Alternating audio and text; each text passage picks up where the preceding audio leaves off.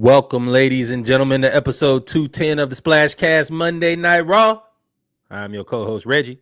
I'm your co-host, Norwood. Our powers combined. We are your HBCU homeboys.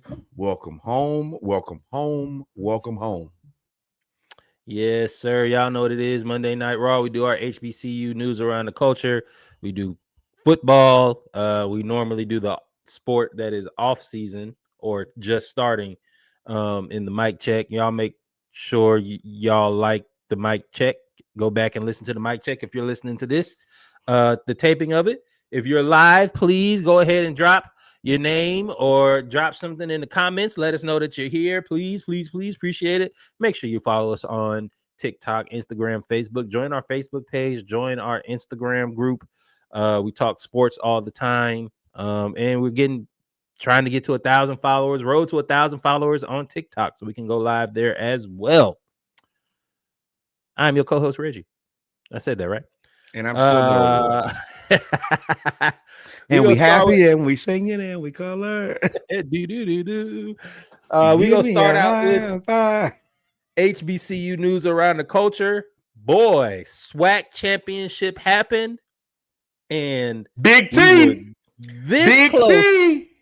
Saturday morning live to pick and Prairie View, but we went with Jackson State just because Jackson State. But Prairie View pulls off the upset.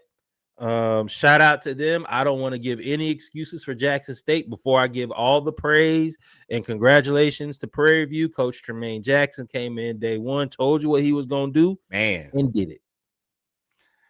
I have been very skeptical of this man since day one. I have to give credit where credit is due. He talked big shit and walked big shit. He came right in. He said, "Oh, I won that championship at Valdosta. I'm here, and I'm coming to Atlanta." Which, for y'all who don't know, that he's talking about the Celebration Bowl, where he's headed.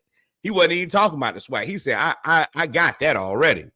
So, y'all know, I have to give credit where credit is due. They did it. Prairie View controlled the pace of this game. Jackson State wasn't consistent enough during the game. And Prairie View, they executed at a high level. Now, you do have to, again, that's why I said all the congratulations first. Jackson State quarterback went out in the first round, I think. In the first quarter, I think he had a broke foot. He actually scored and then limped off the field. And I was like, well, if y'all already having trouble scoring. Right. If y'all ain't got the starting quarterback who's the offensive player of the year in Jackson State for the SWAC, no, he's not. He was the runner-up to offensive player of the year. Andrew Body was offensive player of the year. Correct. Then there's really nothing that y'all gonna be able to do because Prairie View's defense is for real. They're like that. I will be hypocritical as many times I say, hey, I don't care about injuries. You got to play with the guys on the field. That's the 11 you got. Make it happen. Prairie View did it, and I know a bunch of Prairie View alum. They are thrilled. Congratulations to y'all. My phone up. Right. Right.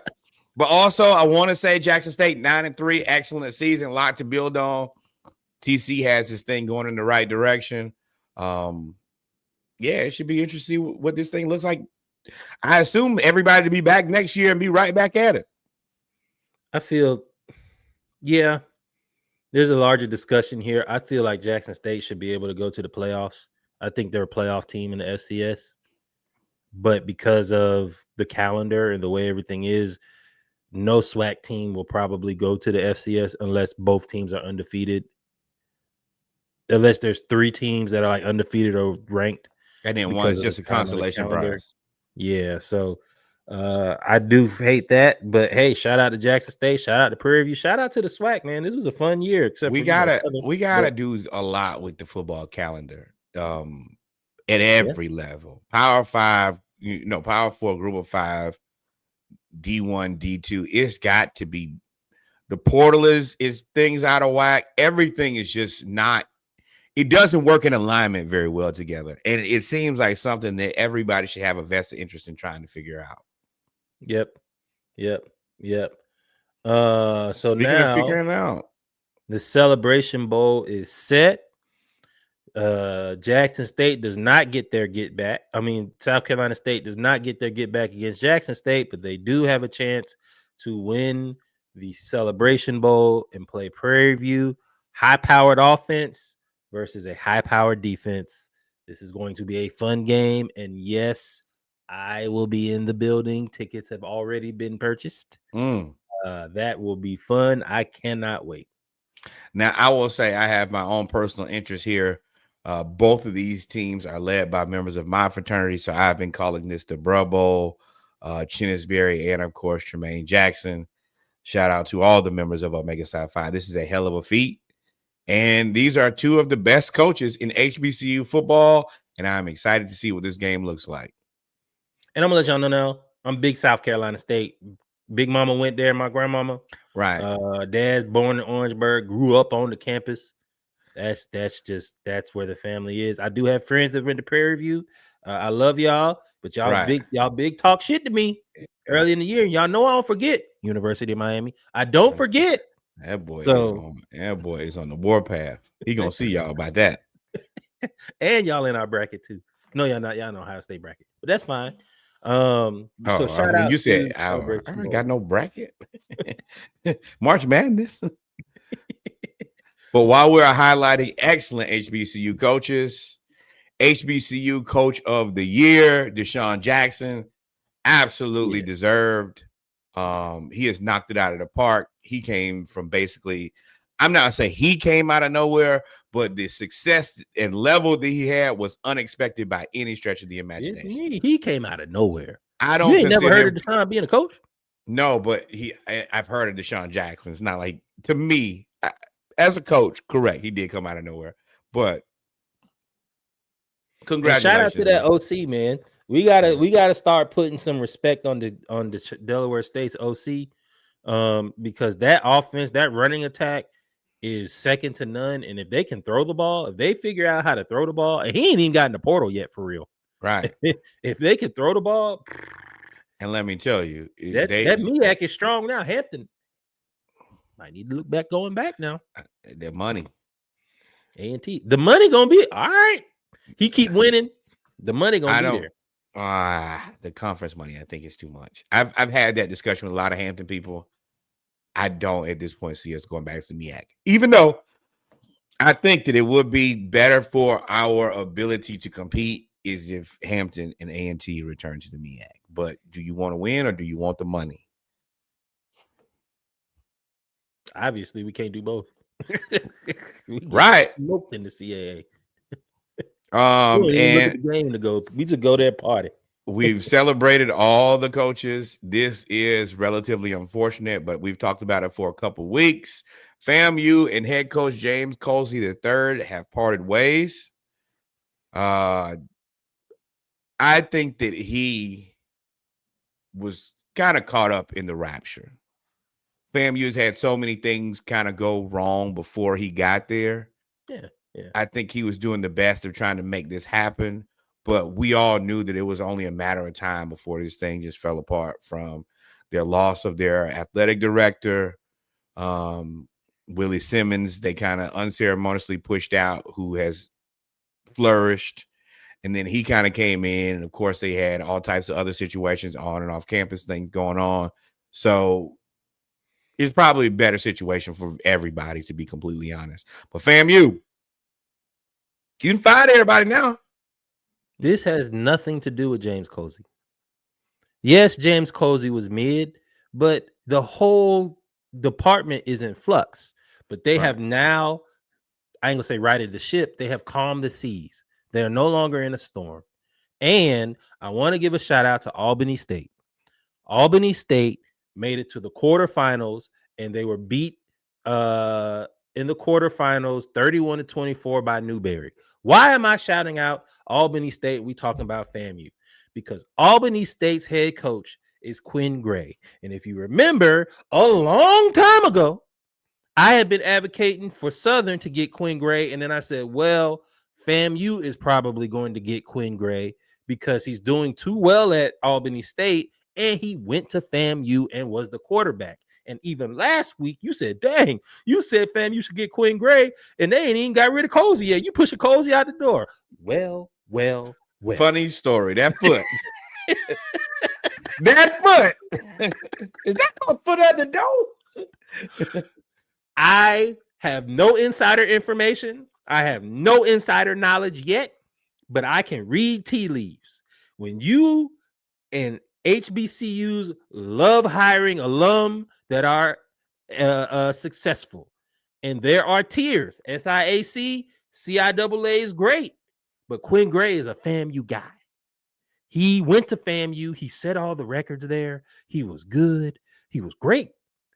Y'all, they are going to, if that doesn't happen within the next 2 weeks, I would be surprised. And Albany State's quarterback just entered the transfer portal after a record-setting season. Hey, FAMU, you're on the clock. The clock already set. I think Hampton, he already in y'all been on the clock. I don't know why we don't have no coach yet. I think he in Tallahassee. So not high for you, James Cozy. Fell clutch. It is what it is. You're gonna end up being on somebody's staff. If I'm and Marshall I think Falk, he's a decent coach. Look at him too. I'll look at him as some type of coordinator. Absolutely. Although Marshall Falk is looking at getting Gramblin's or Alabama State's coordinator. Do more tea leaves, but that is insider information that I haven't vetted. But now this next part is all you. I know you've been wanting to celebrate this. Let them know. Let them know. Basketball. Look. Division I FBS. Y'all might get us in football. You got all the money in football, but what you don't get us in is women's basketball. Southern University has upset not only Arizona. They upset the University of Houston too. Why is that important? Because both of them are in the Big 12, if I'm not mistaken. So therefore, in the SWAC Big 12 challenge, Southern University women's basketball knocks off both teams. And I think Arizona, if I'm not mistaken, I may be mistaken, but I don't care. They may have been ranked, if I'm not mistaken. Rock. Yeah. They were ranked and undefeated, and they lost. Then after that, they went to Houston, beat up on another Big 12 team, beat them up, controlled the game, and what Southern also won their first NCAA tournament game last year too, because they play really, really good defense. Southern's girl to hold them to 62 points, to hold them to I think it was 50 something points the other game. I don't see the graphic, but they to do that, they're really good. And yeah, I was too excited talking shit. So gotta hit himself. I did. But Southern University women's basketball, y'all, if y'all are on campus or y'all are in Baton Rouge or in the surrounding area, y'all need to go support. Right now, they have proven commodity. They did it last year, and they're doing it this year. Go ahead and support. Throw some money, some NIL. This is the time to capitalize. Spend your money. Hey, man, spend the money. Spend the money. Blue Stowe in Scotlandville. Y'all been back there for 70 years. Go ahead and throw some money at the NIL budget. Everybody buy that chicken. It is what it is. Shout out to Southern. But ladies and gentlemen, we come to the end of my bad. Ladies and gentlemen, we come to the end of Flourish. Y'all had 2 big wins. I know how that feels when you was like, whoa, we wasn't supposed to get the first one. We ended up with 2. Let me tell you, I'm going to feel how I feel. I'm going to talk my shit because I can. And ain't nobody going to do nothing about it because if you could, you would have already beat us. Yep. So, enjoy your W, man. We've come to the end of the HBCU segment of episode 210 of the SplashCast. Make sure you like, follow, subscribe. We appreciate y'all. We're going to take a quick break. I think I'm going to give me a little cut water. Just one. Cuddy. Yeah, I've realized that one is just enough. And then we'll come back and talk about football, the good, the bad, and the ugly. We're going to do college football. Then I'm going after college football, I'm going to have a little sip of tequila with you. That's what I will say. But I wait till after college football. Then I can be in my right mind. No, I'm gonna give me a little cutty because I gotta be out my right mind. I gotta talk some big noise. Right. I gotta talk some big noise. Right. And I got some I don't like the playoffs right now. So we're gonna have a conversation. Y'all like college.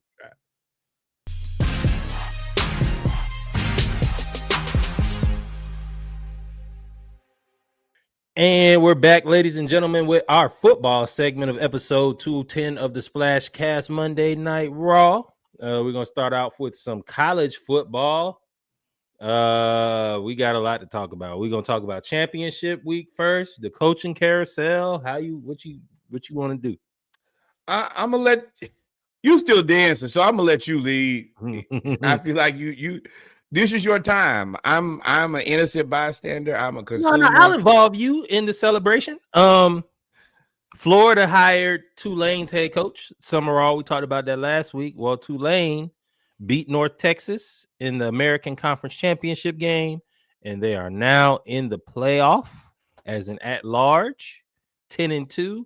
And they hired Georgia Tech's offensive coordinator, Buster Olney, from Georgia Tech to come to Florida, who also before helped put the game plan together for Georgia in them 2 years that they were just absolutely unstoppable. He was at Georgia under Todd Monken, which is why you see his offense. How do you feel about this hire now that you've seen them coach? Two different things.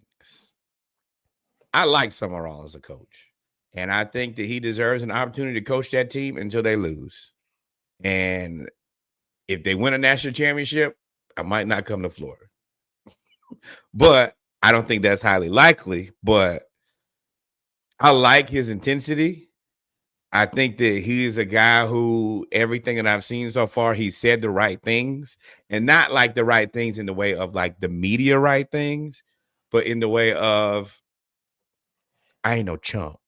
In Florida, we live on that. They asked about his similarities to Billy Napier and him also being a group of 5 coach coming to Power 4. And funny enough, Urban Meyer was sitting right there, and that's the first thing he said. He said, "Hey, coach, didn't you come from group of 5 to the Power 4 and win a couple championships and be a pretty decent coach?" And he just nailed it. He knocked it out of the park. I am concerned about the offensive coordinator. I know you like him, and I'm open to being wrong. I am very open to being wrong. But once, y'all know how I feel about sports. When it's not my team, I don't get emotionally involved. It's the LaMelo Ball theory. You do whatever you want to over there, bro. Do whatever. And you can look crazy. The LaMelo Ball theory. And I don't care, and I'll support you because it's fun to watch. But when you come over here to where I'm, go ahead. Yeah. I don't care if you don't play serious basketball. Same thing. I don't care if you play unserious football. But the Florida Gators have a standard, and the standard is championships. And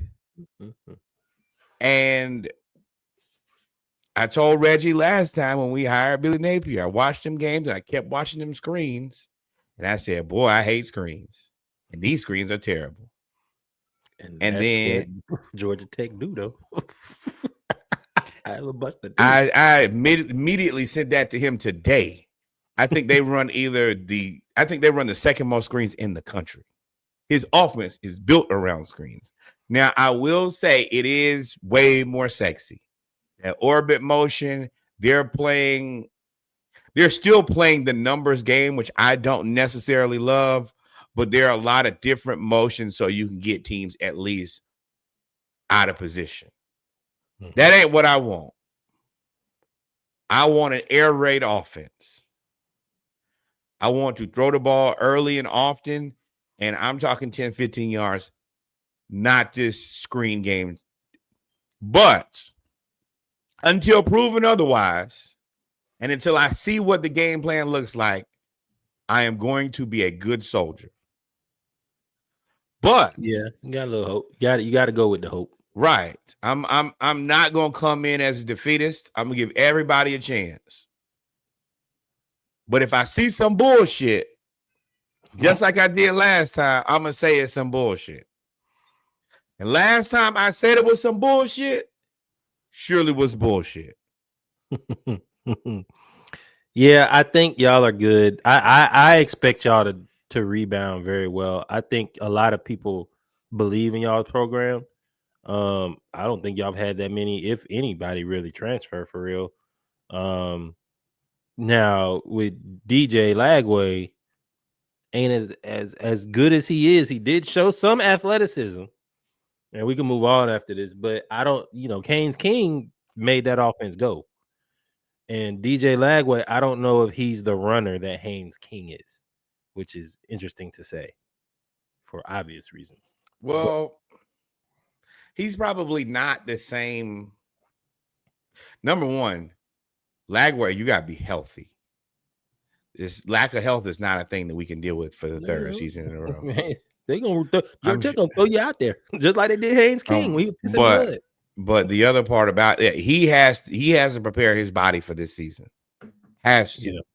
Yeah. I also think that sure you could go somewhere else, but your stock isn't the highest either. We saw you throw them 5 interceptions in a row. Right. I think it was 3 in a row. And I like a quarterback who has the cojones to throw 5 interceptions, but I want a quarterback who has enough sense not to throw 5 interceptions. I think that this will be a good place for you to get your name out of the mud. But if anybody wants to leave, I don't blame you.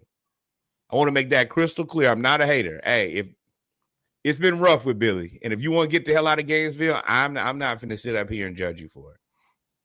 Yeah, if I'm Lagway, I wouldn't mind getting a Lane. I wouldn't mind getting the Ole Miss, depending on who they sign. I wouldn't mind. Whoa! You think he can get the LS like to? I mean, I think he's better than Nussmeier. Nussmeier's coming out, but I think that you could. I mean, okay, fine. Go to ACC. You can. I mean, there's a lot of places you could go where they'll take 6'5", 240. That can. Well, the other run. part is there are other places you can go and skate. That too. You can skate all the way to the NFL or play for 2 more years. You go to Miami. They looking for a quarterback. And so, that's and Miami, unfortunately and fortunately, is the rate is $10 million. I can't tell a kid not to go get $10 million in Coral Gables, Florida, and you get down there and have to get you a new girlfriend because you're having a time. What I'm gonna tell you, I love Florida, Miami. If I had a kid and they said, "Hey, well, little Norwood can go here and we'll pay him $10 million," hey, keep the lights on. We'll be there tonight. Tonight, we'll leave the light on for you. Right? Yeah, I get it. So I mean, Florida. I am excited. Not excited, but I am happy to see college football is also better when we're better. I do believe that. I believe that. Okay, this is what I will say. I think that college football is better when Miami's better. I think that college football is better when Florida State's better. I think college football is better when Florida's better. I think college football schools are better. I wasn't done. I was going to say I think college football is better when Texas is better. Fuck Notre Dame. That's the running theme for the whole night. I was going to say them too, but no. They never not going to let them be bad. Right. But yeah, I think that there are just some legacy teams that, college football. I think that college football is better when Oregon is good. There are teams that we're familiar with and we want to see, and they have compelling stories. Yep. And then shout out to the group of 5 coaches. I think Auburn got a group of 5 guy. They got South Florida coach, that's a trick bag too. But I'm not gonna rain on y'all parade. Penn State being absolutely hosed by James Franklin and everybody else's agent to then go and get Iowa State's coach, who I kept saying should have left probably 3 years ago from Iowa State, but they gave him all the money. Now, I know that everybody doesn't live and die by college football in the same manner that you and I do. So I do want to put into context that we're going through a coaching changing of the guard. The elder statesmen have all but gotten out of there.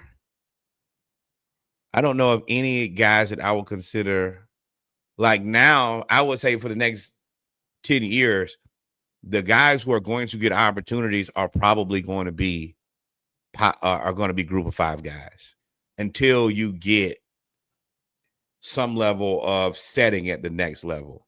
I think that Kirby is now the elder statesman? 10 years in the SEC. I think he is. Well, now that Stoops is gone, yeah. He's the elder statesman, and Heupel's probably right behind him. Right, and those are two guys who are young football coaches. So, that's just where we are. So it's not before where you could just go out and say, "Oh, give me an X, Y, and Z." No, everybody now is figuring out who the next legitimate guys are, and that's the reason you have the big carousel. That's the reason you have guys like Summerall. Lane is more of a prestige name, but that's really it as far as that. Him and James Franklin are the big prestige names in this thing. Hugh Freeze told you not to. I told you. You hook your name up to Jackson Arnold. Wasn't gonna work out, and you got you fired. Saquon Barkley, 60 yards for a touchdown. Yep. Talking about busting loose. All right, conference championship. Wait. One thing we could not do. We have to congratulate Hampton alum, Coach Charles Huff, who has now been named the head coach in Memphis for the Tigers. This is a hell of a run that he went on. He went to Marshall, made them legit, ran down there for Southern Miss, made them legit, and now he is at a group of 5 school that actually has money and resources.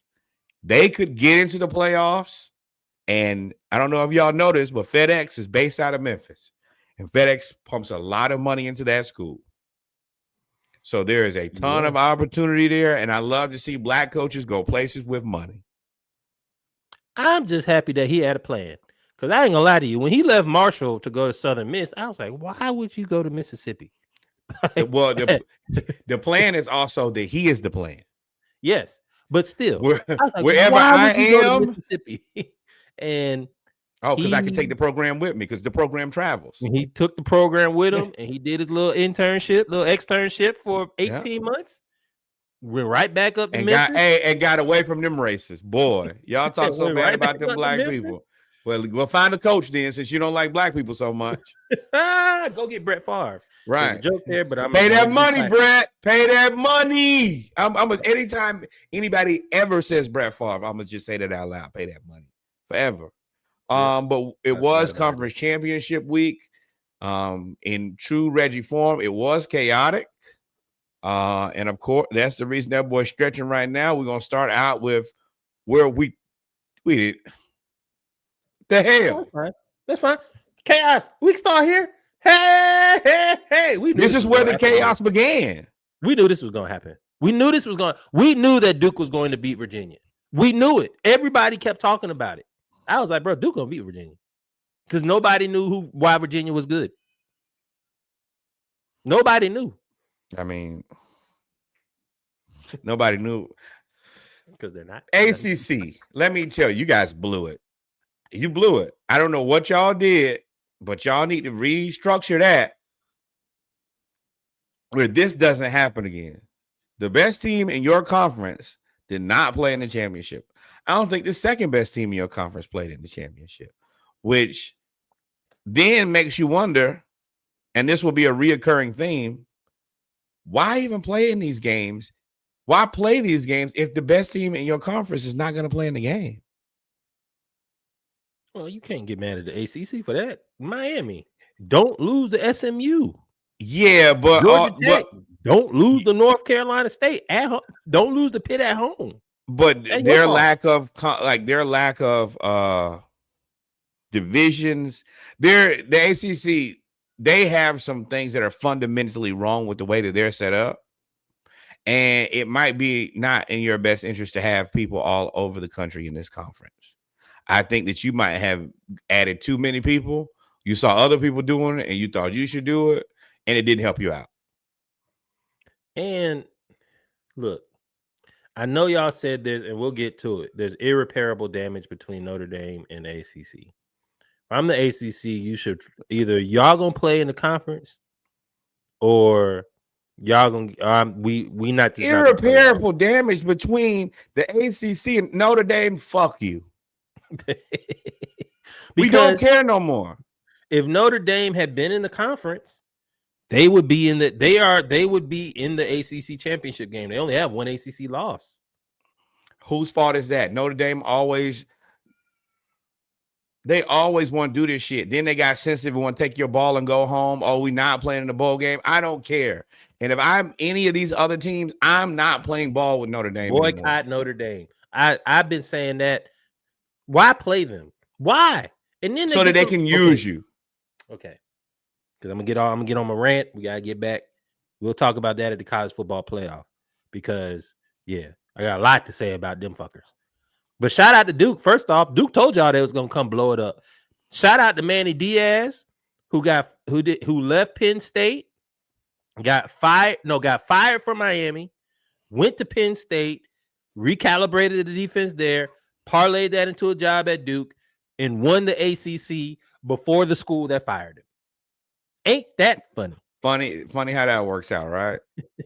Now, we know you was blowing steam. You're supposed to say all the right things that you deserve to be in the playoff, but nobody believed that. I don't even think they even mentioned y'all on the college football playoff selection. Right.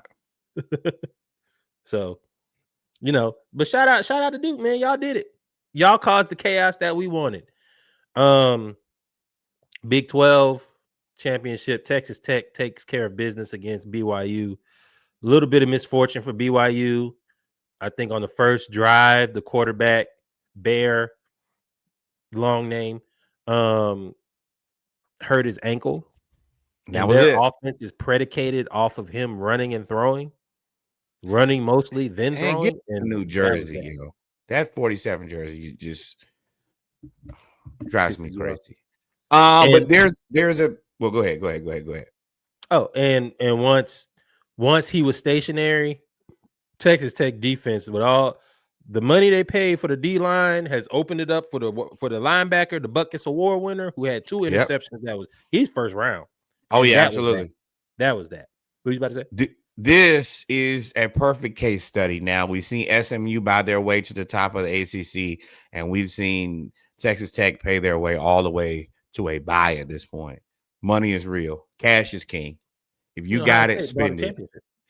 Yeah, but that's a legacy program that everybody knows, who's always been good and always been flush with cash. Texas Tech put their money where their mouth is. Same thing with SMU. We're going to spend this much money. They spent they raised $100 million in 7 days to get out. We got to go where we can compete. And if the rest of y'all the rest of y'all group of fives that think that y'all can do it, spend $100 million, raise $100 million, then come play Power 4, excuse me. Well, I told y'all Texas, when the NIL came out, Texas, I said the state of Texas, them Texas schools going to be crazy. We ain't even talked about UTSA, who pumped in $80-90 million. It just hadn't turned out the way it did. But that money in Texas is different. And they going to keep pumping in that money. And now the precedent is set. SMU bought their way. Texas Tech bought their way. You think TCU about to just sit back and be third or fourth in the state? No. But I also want to see who got the money to keep spending. Because it's one thing if you go out once a month and y'all get that section and then you sit your ass in the house for the rest of the month. But who can spend that money every week in and out? Hey, this is what it costs every year for a football team. Now, I think that you probably got your return on your investment because of your endorsement deals, the visibility, the marketing that you're going to see. Yeah, and I'm sure but you got to, that's always been a running theme that we've been watching since NIL has changed is, can you buy your way to the top? And it makes you look at a lot of these teams that have kind of been basically stagnant forever. Why haven't y'all done this? I will say it's unfortunate for BYU. When we get to the playoff, I think they should have had a better consideration to be into the playoffs. I still think that Vandy was the team that deserved it most now. And I might be, looking with rose-colored glasses and, that's the team that just hasn't typically had a season like that and probably want to see them rewarded for that, which I can acknowledge. But I also think that the way that they came into the SEC and played against teams that I think that everybody thought that they would lose to, and just punched them and had to punch people in the face every week, and also deal with the Pavia family being drunk at every game. And they were able to do both of those successfully. One cuss out away from a Right. arrest. Yeah.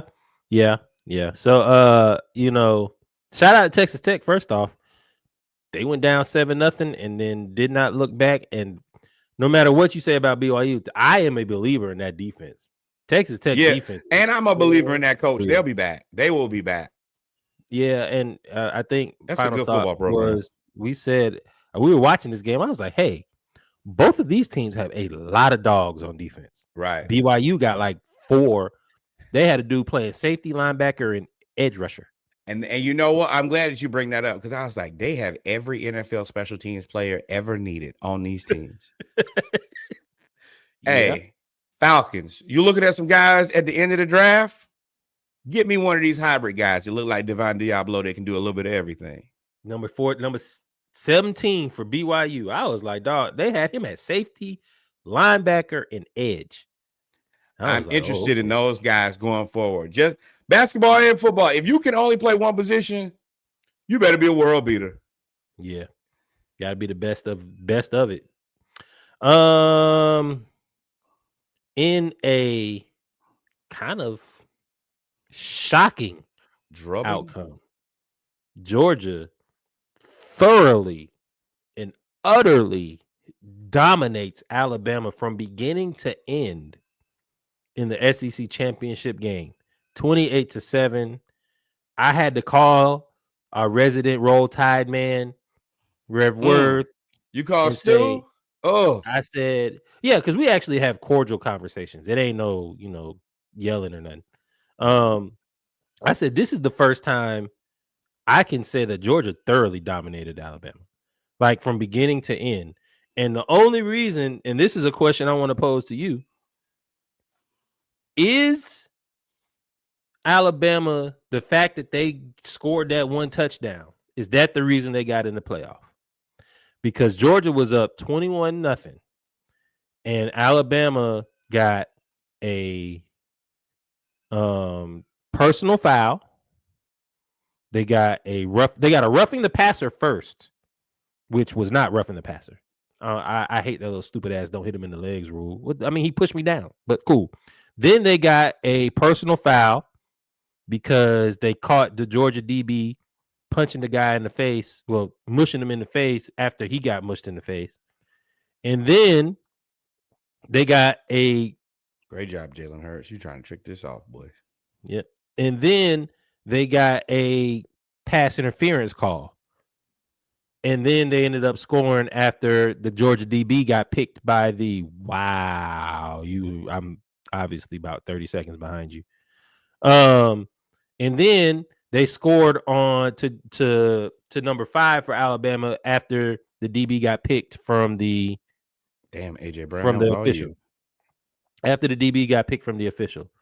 If it wasn't for that one drive, they would have got beat 28-0. If Alabama gets shut out 28-0 in the SEC championship, I don't know if you could let them in the playoff. What do you think? I have a very different opinion than everybody else, I think. Mm-hmm. I think that Alabama is one of the top 12 teams in college football. So they deserve to be there.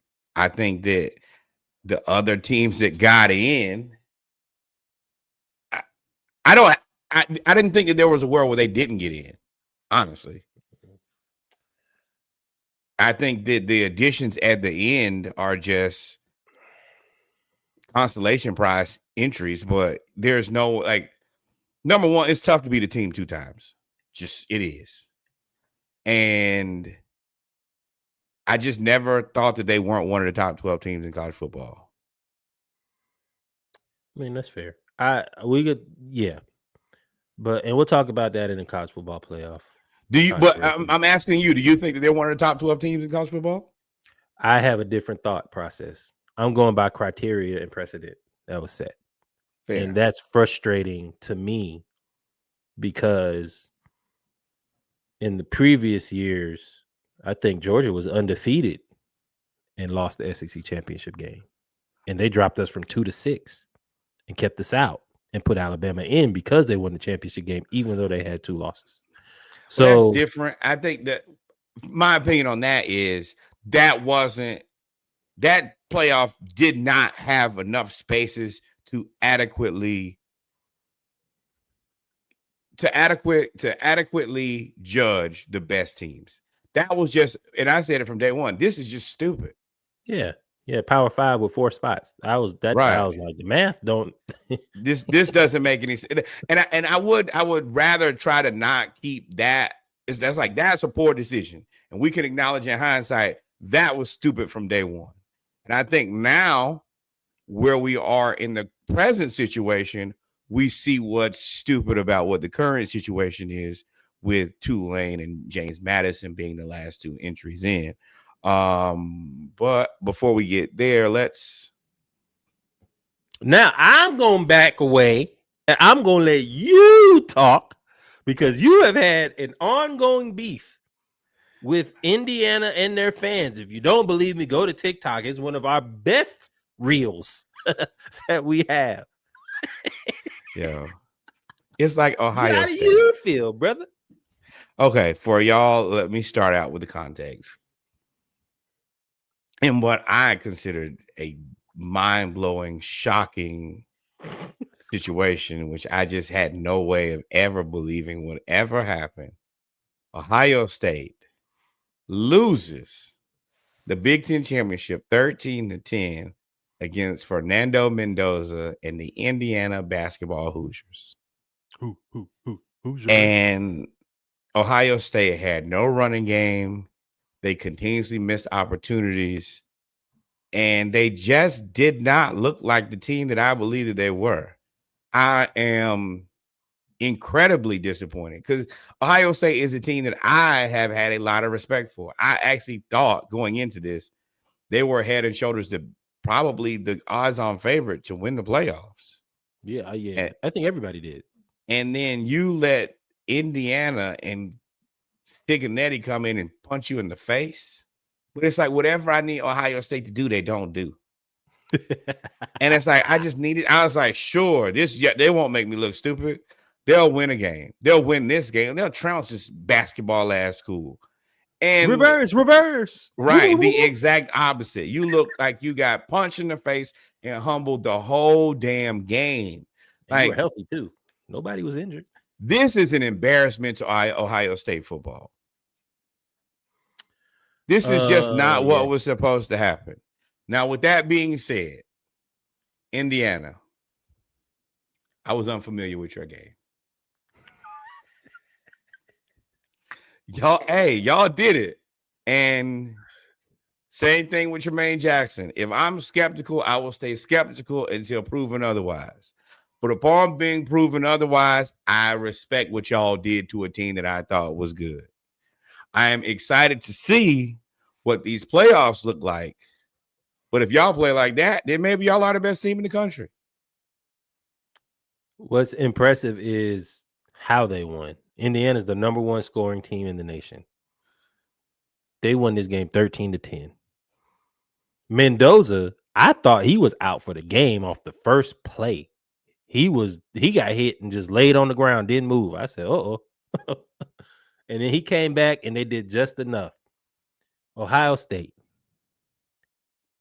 Clowns. What happened to that offense? Now, is Brian Hartline that much of an offensive?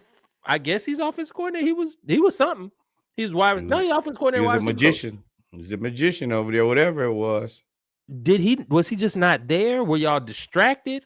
Because Indiana just came and literally said, okay, y'all thought we was going to finesse y'all. No.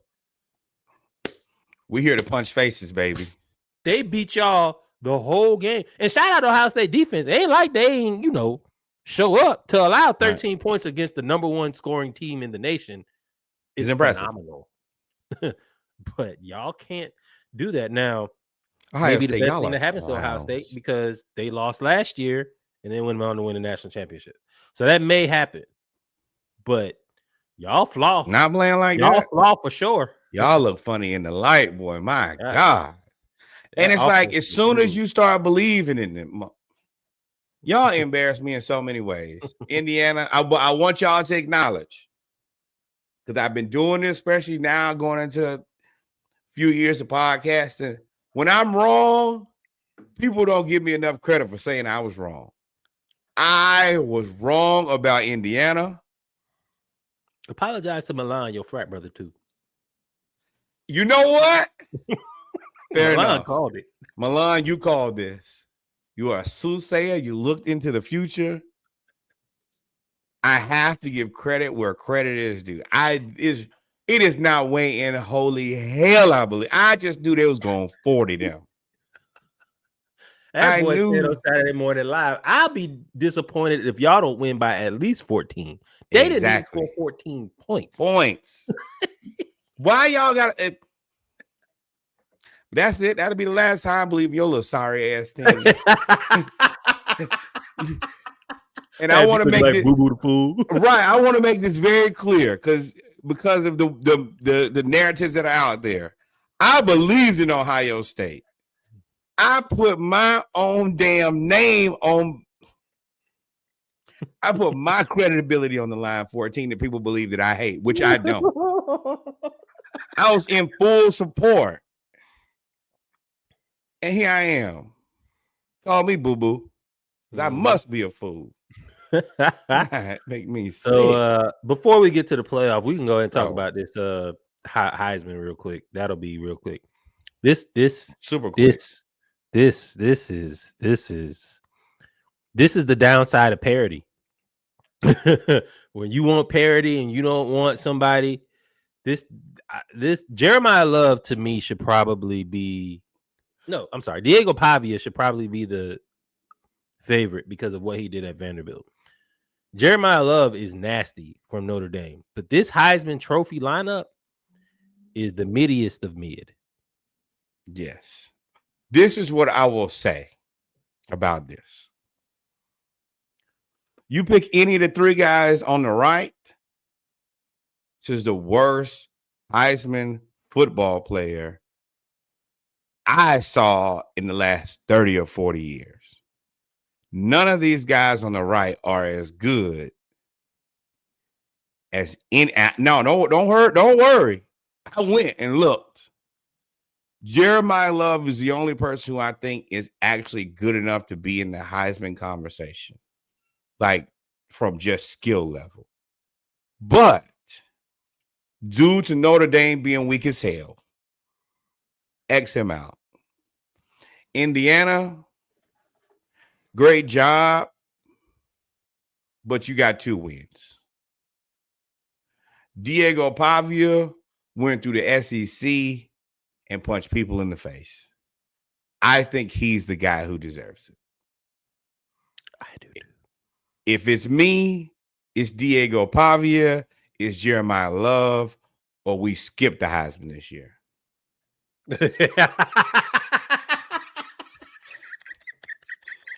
I would expect it. I don't know if I would skip the Heisman because Mendoza is the Disney story that they're pushing. He had his Heisman moment at the end of the Big Ten championship game where he cried on TV and said, we get up every day at 5 o'clock in the morning because we believe in each other. He's laying the groundwork. This is the Joey Harrington poster in New York. He's laying the groundwork to try to win the Heisman. That was his Heisman moment.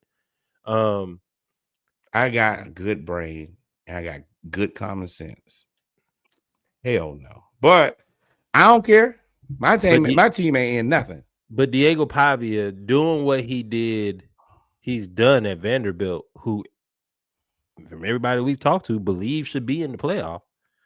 And if it wasn't for running out of time against Texas, they would be in the playoff, which is crazy.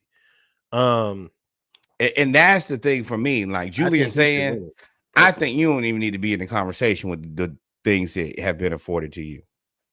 Jeremiah Love, I think that you're good. I think that you're actually the best athlete of the 4.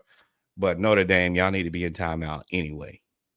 But Diego Pavia beating South Carolina when they were 11, beating Alabama losing to Alabama, but still having almost 200 passing yards against Alabama, beat LSU. You beat LSU when they were 10. You beat Mizzou when they were 15. You lost to Texas by 3 with 365 passing yards when they were 20, and You then went beating crazy 10. in the second half. Yeah, Correct. I hear you, and I hate to cut you off. I'm sorry because I know I hate that, but we got to highlight that Texas game. They were down by 21 points, and he brought them back all the way back, and they just literally ran out of time.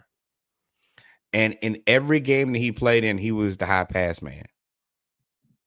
Yeah, he was best. He was the best quarterback on the field. Then to me, Pavia, Love,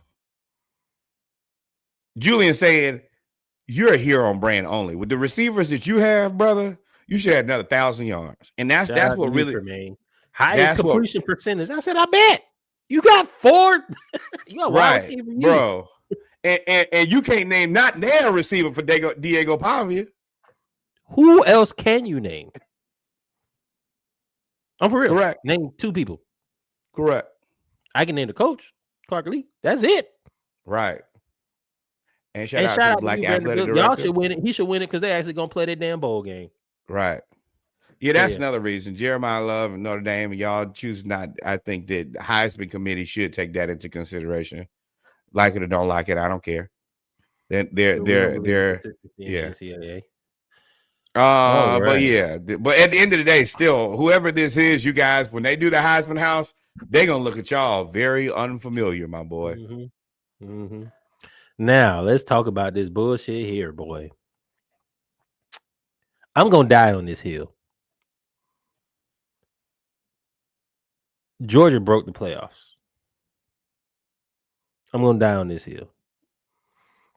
It seems like every rule they make and every change they make for the playoffs is a result of them not wanting another Saban-esque type run. Because they keep changing the rules of the playoffs and the criteria every damn year. And it always is a disadvantage to Georgia and a benefit to Alabama. If y'all are listening to this, if y'all are watching this, we believe that you like college football if you made it this far. We don't need to go over all of the stats of who's what. We know that the 4 teams that got the bye, Texas Tech, Indiana, Georgia, and Ohio State. Everybody else, you know. What are do you have any discrepancies with the group, the playoff bracket as it is? Well, before I get to that, I think that one of the things that they should stop doing is releasing after, like week 6 or 7, where they start releasing these, because those are disingenuous. Mm-hmm. What they really do is wait till everybody's played all their games and then look at the complete picture for every team. So by you releasing that bracket every week, that's what people are believing is the actual bracket and closer to reality. But in reality, they just wait to the end and have one discussion. Now, the other part about that is continuity at all, man. Right, which misrepresents your product, which is the reason I think a lot of people were even more upset. Is I've seen this week after week after week. Where the hell did this come from? The second part is, which I'm even more confused about. I feel like 50-50 is we're not privy to what the decision makers, what goes into their decision. And that's where you've seen a lot of people kind of want to go back to some level of BCS, is at least then we know all of the coefficients, which are the subsections to how we decide where each player is ranked and how you're coming up with this number. So right now you're having situations where, and we don't get to be in the room with them. So it's, and humans make mistakes. Humans have their own personal biases, and we don't know how they're coming to this decision. And then it's okay until you have a decision like this. And then the bigger overarching issue is this is not the best 12 football teams in the country. And that's what we want to see.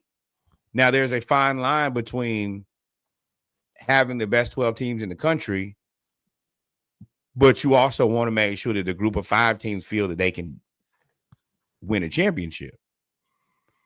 But in this case, but at the same time, this just ain't it. And honestly, I mean, it's cool for Tulane and James Madison, but you're finna get destroyed. Y'all could go get 50. Could. The line is like 25, 21, right? Or something like that. And I think that college football fans want the best 12 teams in the country.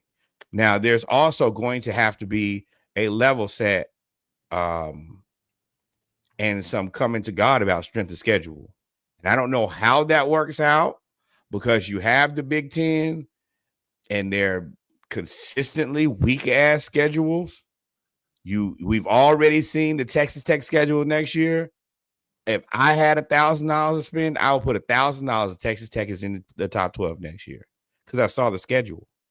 I put $1 million on Notre Dame because they guaranteed a spot. Right. And then on top of that, well, which is tricky because they have the I got to look up what they call this, the MOU, where basically if they're ranked 12 or better, they have to be in the playoff. Mm-hmm. As an independent, if you're an independent. Correct. It is a memorandum of understanding, which is basically like, hey, this is a promise. This is a promise. Now, I did find out later they had the same promise with the BCS, but I don't think that's right. They don't have to play a conference championship. They don't have to risk losing conference championship and possibly not being in the playoff. They're not in a conference.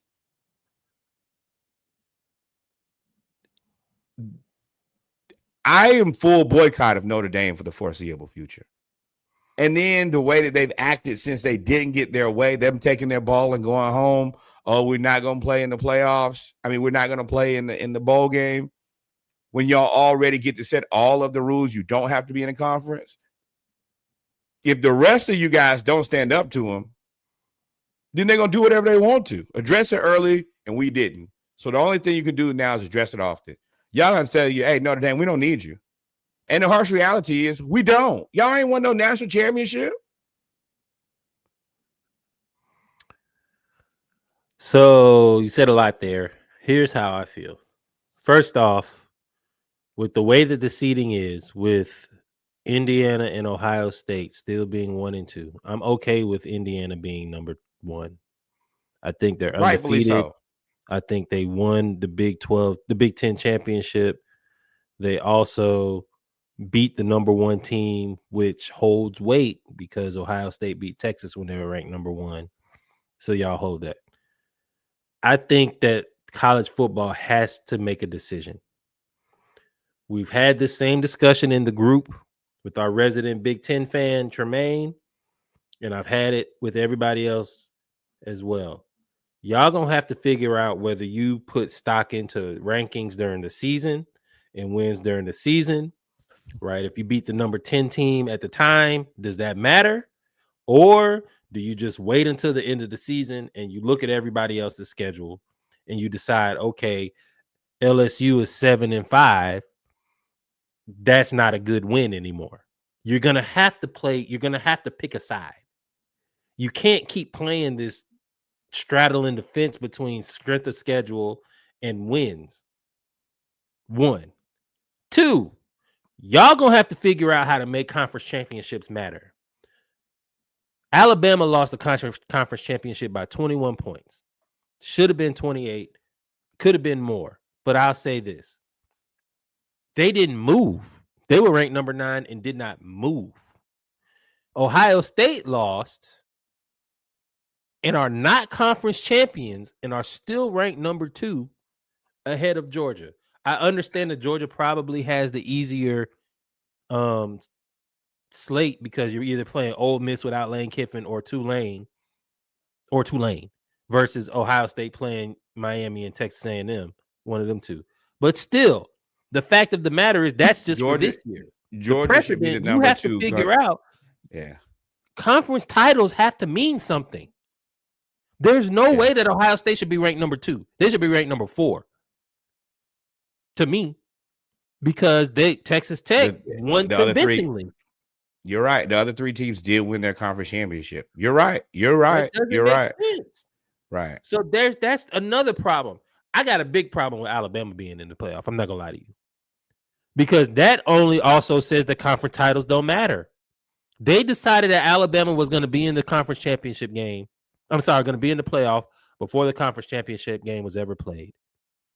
And it's okay. Y'all are saying that that's cool because strength of schedule and all of those things. I'm okay with that, but y'all got to pick a struggle because BYU got smoked in the conference championship game.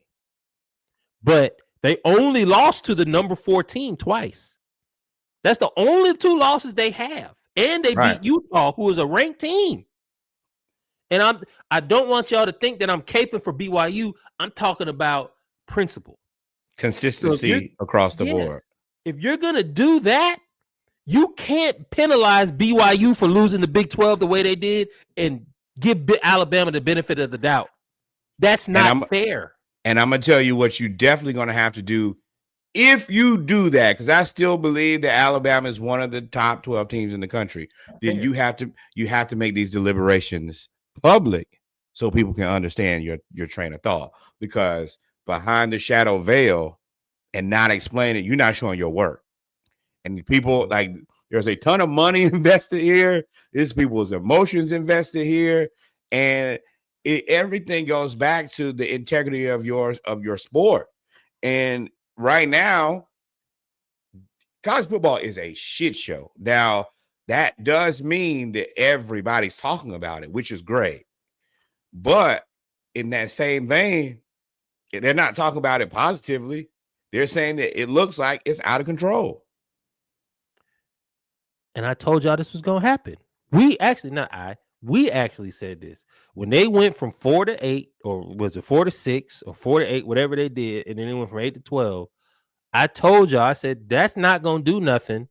Yep, I saw it. That's not going to do nothing but allow more SEC teams in. You got 5 now. 5 of 12 is SEC. And then what are you going to do with the group of 5?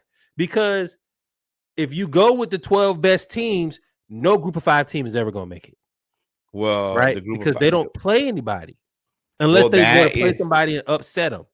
They're going to have to start. That's the reason all of this has to.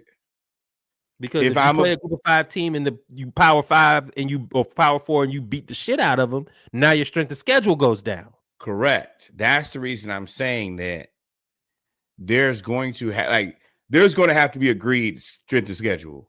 And then everybody's going to have to put people on their schedule, or the SEC is going to take their ball and go home because it does them no good. And that's what Kirby said. Kirby said we're going to a 9-game conference schedule. That's going to be 8 more teams that lose. That's 8 more teams that lose. It's 9 more losses. Right. When you think about it. Exactly. And the rest of these teams don't play anybody. Indiana, I give y'all credit for what y'all did in the conference championship. Y'all walked there. Texas Tech, that schedule is deplorable. There's no incentive for SEC teams to even have a conversation with anybody else. Don't talk to me. No. Send me the worst team you can find for the rest of them games. Which is what Steve Sarkisian said. And if I'm Oklahoma, I'm livid. Everybody knows Alabama is difficult to beat because Alabama is Alabama. I just beat y'all. The last loss that Alabama had was Oklahoma. Right. And it's damn near impossible to beat a team 2 times. And I got to play y'all again. Right. And y'all are now motivated and angry. So y'all trying to show that you shouldn't have been only so fortunate to get to play the number 1 team in the country afterwards. I was talking with my father, and he was like, "You don't think Alabama could run the table?" I said, "I do." And I said, "That's what would be frustrating because I don't feel like they earned a way to get in. Because if you're going to penalize Texas for losing to 4-8, what y'all 4-8, 4-8 Florida, 5-7, somewhere 4-8, 5-7, somewhere about there. If y'all gonna penalize Texas for losing to Florida, how do you not penalize Alabama for losing to Florida State? They got drugged by Florida State. It wasn't no come down to the end of the. No, it was over. They were And we beat Florida State. We whooped Florida State. A lot of people whooped Florida State. So if that's the case, valid point. You have to be consistent. That's all I'm really caring. That's all I'm really asking. Because as a Georgia fan, now this is where my bias comes in. 2021, we won the national championship. 2022, we won the national championship, beat the shit out of TCU. 2023, y'all decided that conference championships matter, and y'all kept us out of there after we won one. I actually saved the clip where you said that's actually crazy that y'all didn't make the playoff and y'all only lost the conference championship game. Now, this is the thing. You want to know how to fix it? 2014. You want to know? Nope. Very simple way to fix this. You get it fixed so fast. The fastest. How? Is if Alabama beats Oklahoma, then they beat Indiana, then they beat whoever, maybe Texas Tech, and then you have a national championship, which is the Alabama game. Change the rules again. Change them again. And I was just, you know how I was like, all right, well, let me look at this little bracket. My team ain't in it. My team in a whole different bracket of hell. And I was like, boy, if Alabama, which I mean, they could beat Oklahoma. They get 2 weeks to get healthy. Alabama Georgia gets 3.5 weeks to get healthy. I'm not gonna lie to y'all. I think Alabama's better than Indiana. Then I was like, ooh. Well, if they could beat Texas Tech, then they in the championship. And if Bama makes it to the championship and University of Georgia gets into the championship, first of all the rest of the conference is gonna have emotional breakdowns. Then Vanderbilt for sure gonna be sick. Yeah. Especially BYU if for sure gonna be sick. Yeah. Could have been me. Could have been records all day. Yeah. And for the record, I'm not mad that you let the group of 5 in, because you got to reward them. Otherwise, there's no point in playing. They gotta play somebody though. I mean, that's the other part is it was such a reach to you reaching down to get that. This man's ranked like 20th in the country. That's my biggest thing is, bro. We know y'all have to play teams that prove that you're one of the top 12 teams in the country. If you don't do that, I think that if you don't get in, that's a personal thing. I'm sorry. Yeah. Or start earlier and make those guys play a play-in to get into the bracket. Yeah, start earlier, smart, because we, again, shout out to Tremaine, who was the athlete. He was like, bro, y'all talking about playing. Now, the national championship is what, January 19th? And school got to start. Hey, y'all needs to be more. Y'all talking about playing into the second semester, which that's for us right. Is insane. Which is the reason that college football needs to start early. And there's no reason you can't start it earlier. Ain't nothing but summer. But yeah, I mean, you could probably start 2 weeks earlier for sure, because you start after Labor Day. JMU's schedule, Webster, they lost to Louisville by 14 points.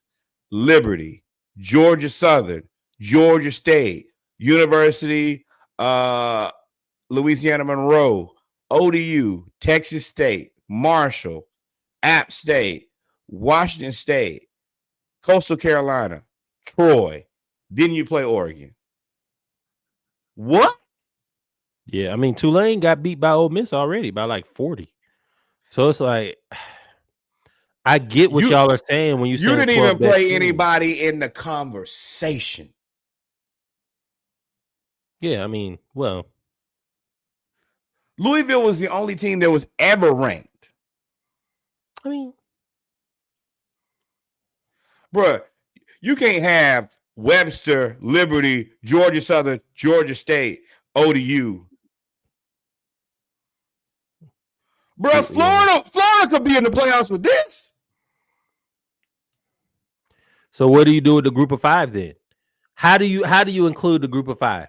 They gotta play. Hey, if you can schedule Webster, schedule Florida. Why would a Power 4 team play them? you also have to take into consideration strength of schedule. It has to be important. Right now, it's not.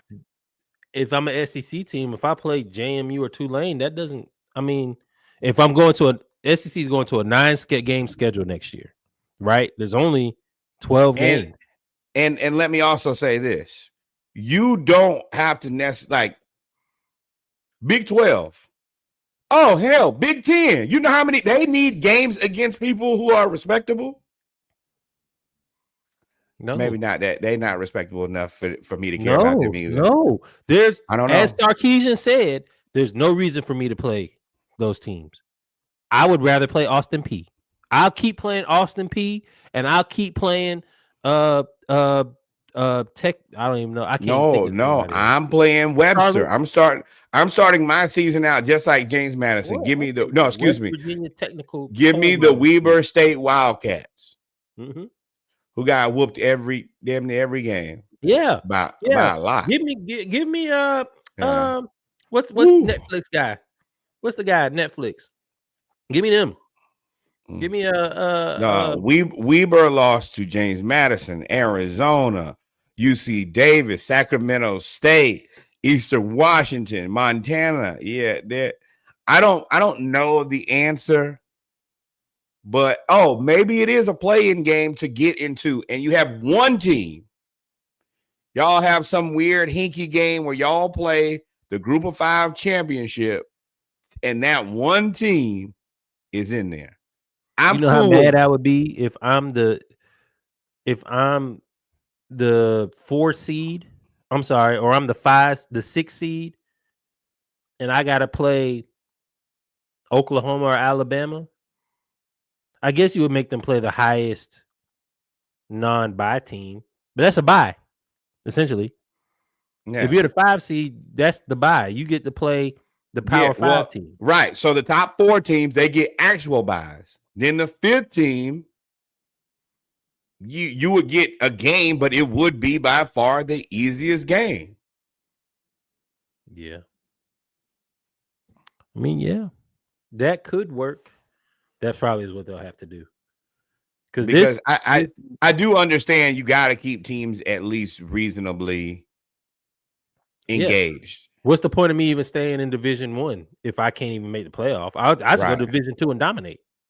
Or what Idaho did when Idaho in Division 1, they said, or they're gonna go to like 16. I could very well see them go to 16 teams. That's not gonna change nothing. All that's gonna do is do the same thing. I think that once we get to 16, we're letting you know we're not looking for the 16 best teams. We're looking for the 12 best teams. And then 4 y'all just are add-ons, sacrificial lambs. Yeah. But again, for me, I feel bad for BYU. I feel like BYU played in a Power 4 conference.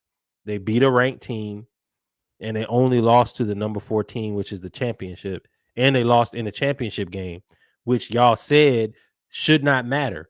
So before the 13th game, they were 11-1, and they only lost to the number 14, and they're not in.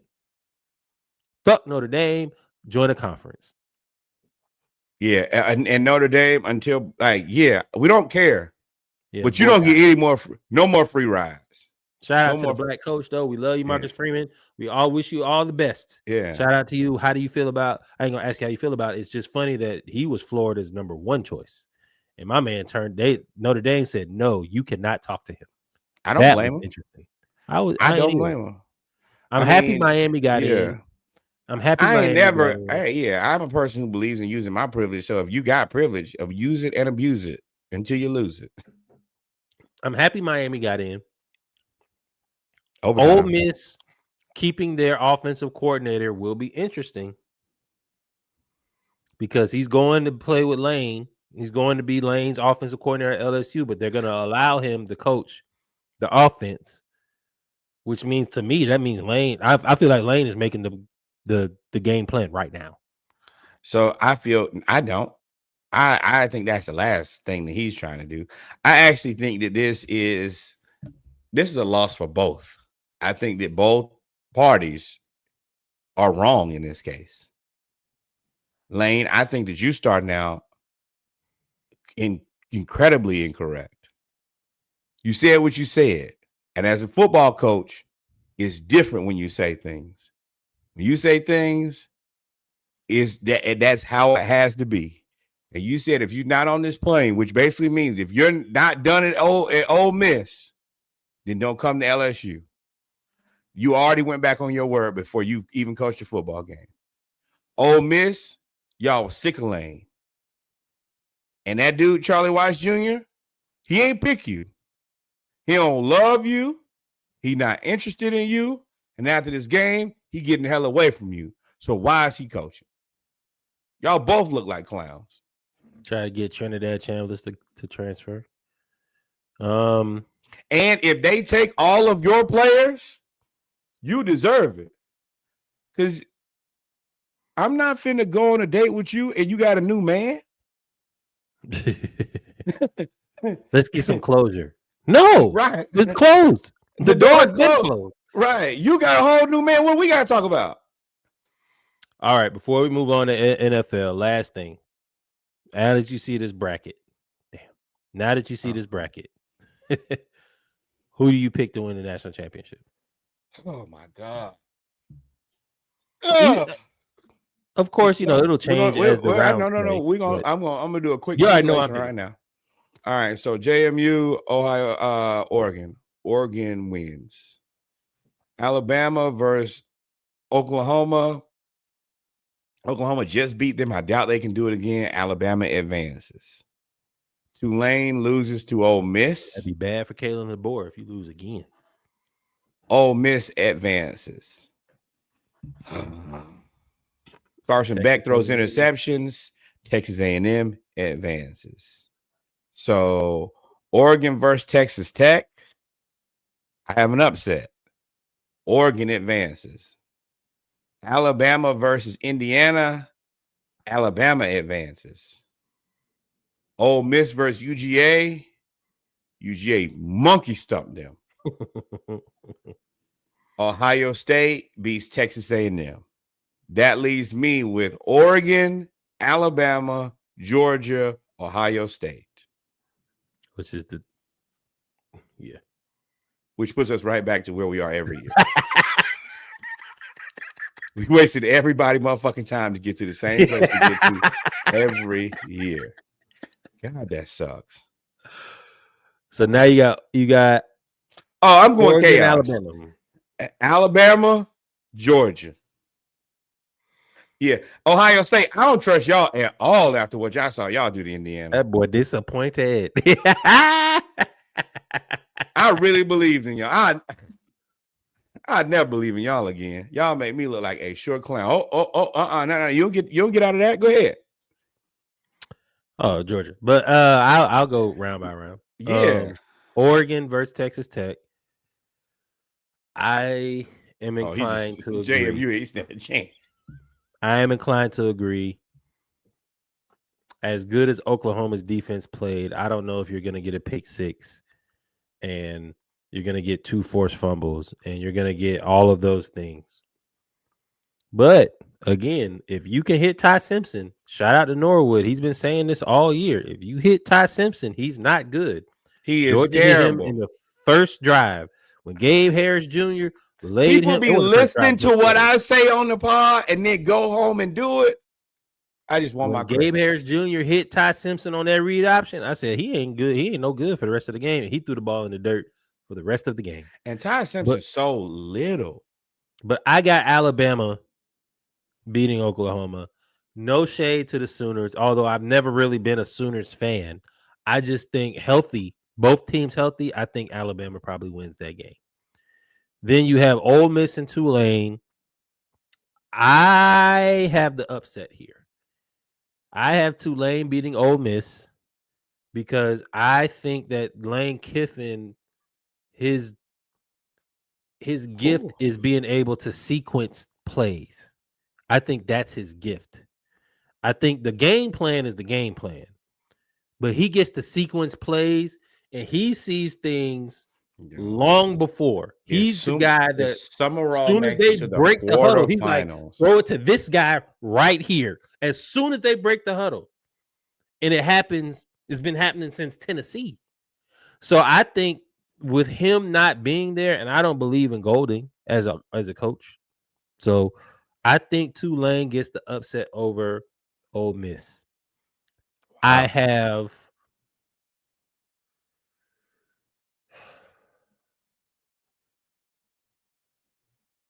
Texas A&M over Miami in a close one.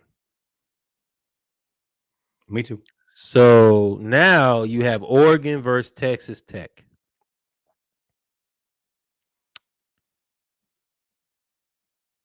That's a rock fight.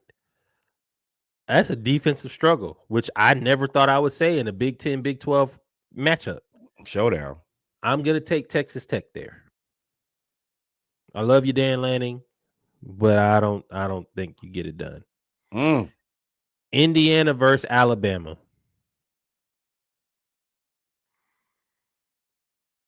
I got Alabama. I want to say Indiana, but if y'all can't score, Alabama going to score on y'all. This is one thing I will say. Indiana, if you beat Alabama or Oklahoma, I will have a newfound respect for you. Yeah, it'll happen. But I got Alabama beating Indiana just because everybody should be healthy-ish. I will wear Indiana shirt if they win out of the quarterfinals. And that is now a clip.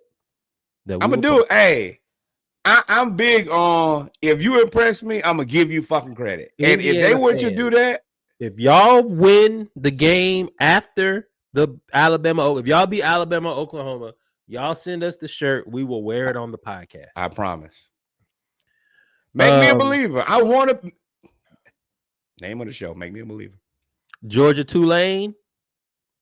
I think Kirby Smart sends a message. Hey, you stepping into the SEC, Summerall, big dog. Welcome. I think Georgia drubs Tulane. And then I think Ohio State squeaks by Texas A&M. But Texas A&M's defense is good. I want to make that plain. Elko got the boys playing. Now, so with that being said, I got Texas Tech, Alabama, Georgia, Ohio State. I got Georgia beating Ohio State. Sure.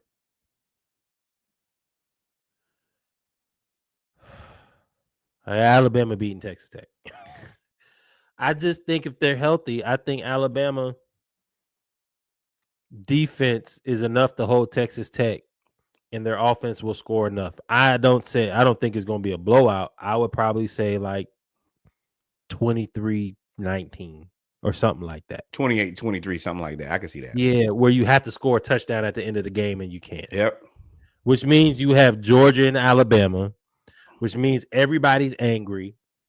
And of course, I'm picking Georgia. But again, it's hard to beat a team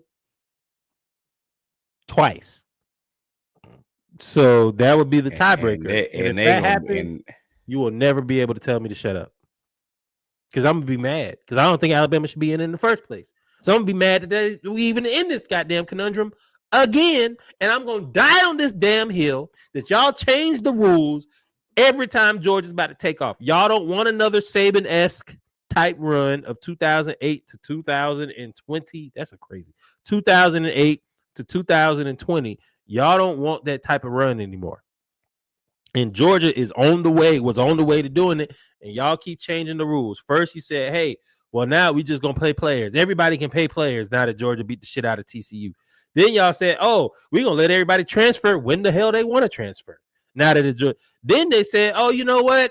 No, conference championships matter. If you lose a conference championship, even though you undefeated, you can't get in. Then they said, nope, conference championships don't matter. You can get in. It don't matter. All the time, the rules don't benefit Georgia, and they seem to always benefit Alabama. Every year.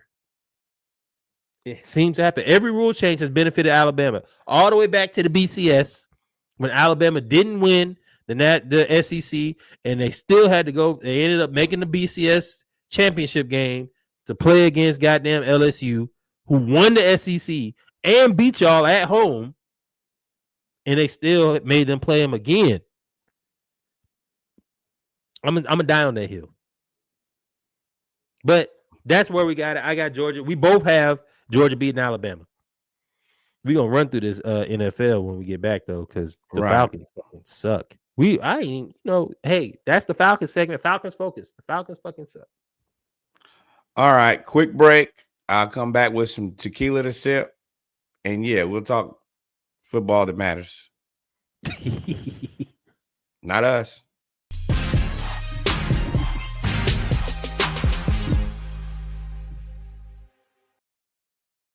We are back, ladies and gentlemen. Time to talk a little. And we're back, ladies and gentlemen, with the football NFL segment of the football segment of the episode 210 of the SplashCast Monday Night Raw. I'm sorry. I was distracted. I saw a post in our SplashCast versus the World group. Make sure y'all go like, follow, subscribe, and join if you want to join the if you do like sports and you want to talk sports all the time, let me tell you, there is no better place than the SplashCast group chat. Get a lot of rational and irrational discussion. Oh, so much of the irrational. But I was distracted by this post of Oklahoma City being 23-1. And their starting five has played 0 minutes together. Correct. What the fuck? All right, but we back with our football, our NFL segment. We're gonna start out with the Falcons Focus. Now I can't re-up. Shout out to the Clippers creating arguably one of the best basketball teams in NBA history. A new dynasty built on the blood and bones of your failure. Speaking of blood and bones and failure, the Falcons lost to the Seahawks 37-9. 37-9. The score, I believe, at halftime. Matter of fact, let me pull this up because I just want to make sure that I'm not tripping. The score at halftime, I believe, was either 6-6 or 9-3 or something of the sort. Here we go. I'll pull it up right here. The score at halftime. Oh. Yeah, Jalen. Yep. And while Reggie does that, I'm going to remind y'all, this is Napiering.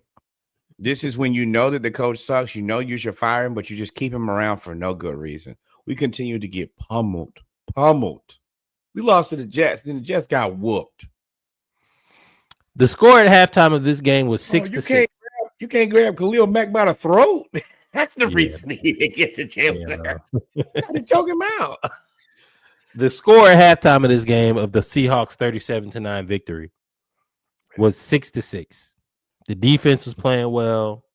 The offense was mid, but we were still in the game. And then on the opening kickoff of the second half, we allowed a 100-yard kickoff return by Rashid Shaheed, who just so happened to play for the Saints and then got traded. We then, if I'm not mistaken, had interception, fumble, downs or something like that. And we had like 3 straight just fuck ups. And after those 3 straight fuck ups, the game was essentially over. They scored a touchdown on every mess up that we had during the season. And special teams. Game. Special teams got our ass from 6-6 to I'm gonna take this down. I don't need this. 27-6, and the game was essentially over. I don't have any thoughts other than fire everybody. Fire them all. It is nothing worse than having so many good players on this team and us still finding a way to lose. We have at minimum 2 top 10 skill positions. I think we have a top 10 at his position, offensive lineman. We got a top 10 everything. At every skill position. At every position. The 2 edges, rookie edges, both have 5 sacks. JPJ has a sack in the last 5 games in a row. The last guy to do that, Michael Parsons. Jesse Bates, Xavier Watts. We just find ways to lose with good players. It's Raheem. He's terrible. Awful. He's awful. I'm tired of seeing that hairless face. And every time he has the good soldier answer, but not a fucking result. I told y'all 4 weeks ago. Now I'm beginning to look at Arthur Blank like, bro, it's you. Because if you didn't know 4 weeks ago it was time to pull the plug, then what are we doing? And now we've been eliminated. He ain't coming back. Hey, Drake London. I hate to waste your season like this because I think that you could have probably had 1,000-yard season. Pack it up, bro. Take care of your PCL next year. I don't think you can sit Bijan because he's playing so well and he just has no reason to sit out the rest of the season. But you 1,000-yard season. Although he fumbled though. He fumbled. He did. But Bijan don't fumble enough for that to be a problem. If you play running back as many carries as we give to you, eventually it's destined to happen. We done here, man. I ain't got shit else for them. Bye, everybody. I don't have no analysis. Shout out to Bijan. Shout out to Mike. You're right. We have a top 10 corner, a top 10 guard, a top 10 receiver, a top 10 running back, a top 10 safety, a top 10 linebacker. Damn, that's every position. Yeah. And then we have the defensive rookie of the year. Top 10 punter. Top 10 punter. And probably 3 rookies that can make an all-rookie team. You'll have 5 all-stars. 5 all-pro. I'm sorry, pro bowlers. That's disheartening. I don't even want to yell no more. I did all my yelling. I did all my yelling. My yelling's done. Yeah. I ain't got no more. I'm defeated. By what? Fire everybody. Pull the Band-Aid off. Ooh, hey, and you better figure out a way to get a coach. You've been on a little heater of picking bad coaches. Get Clint Kubiak, Seattle's offensive coordinator. Get Jesus. I don't care, but I expect wins. Why you expect wins? We ain't in the playoffs in 8 years. Because the team is too good. Before I could say, you know what? We got tied up in the Matt Ryan, Julio money. Things went bad. We had to kind of come out of that, whatever. We're on the other side of that now. And if I'm Terry Fontenot, don't talk to me. Yeah. Yeah. I am not out here. I'm not the reason that the play can't get called properly. Ooh, man, I'm not the reason our special teams get their ass kicked. How you feel I'm not the that? reason that our quarterback is in the pistol and everybody knows he can't run. Arthur, don't call me. How you feel about everything that came out about Ray? And it's obvious that everything that he's saying is true and that he lost the locker room either against Tampa Bay or he lost the locker room against Carolina when he fired Ike Hilliard for no reason. And Ray was the only one to call him out about it. I think that Ray is the only person to have the balls to say it out loud. I think that if you look at the team, they look a certain way. Yeah, we can move on. Fuck him.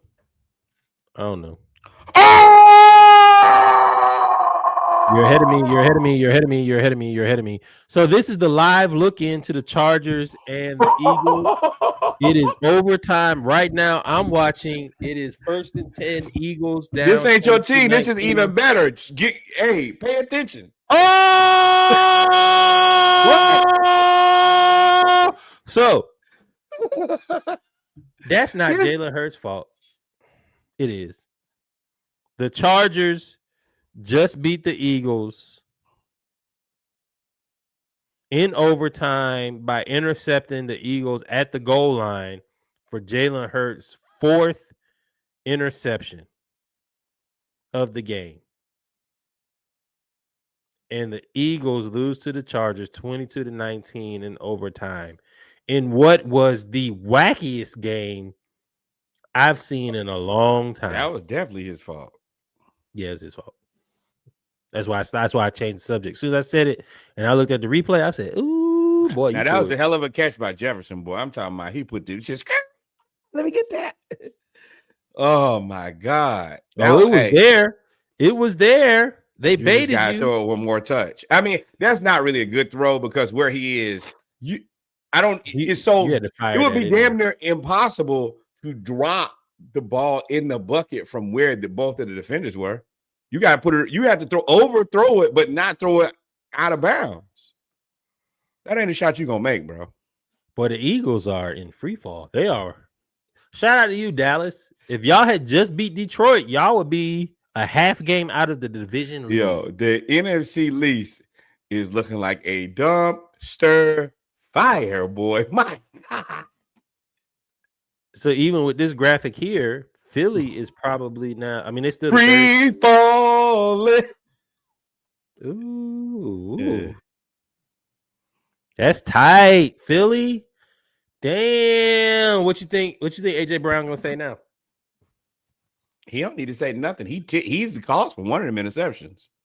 Yeah. You can be mad. You can be mad with him for throwing one. You can be mad for you threw one too.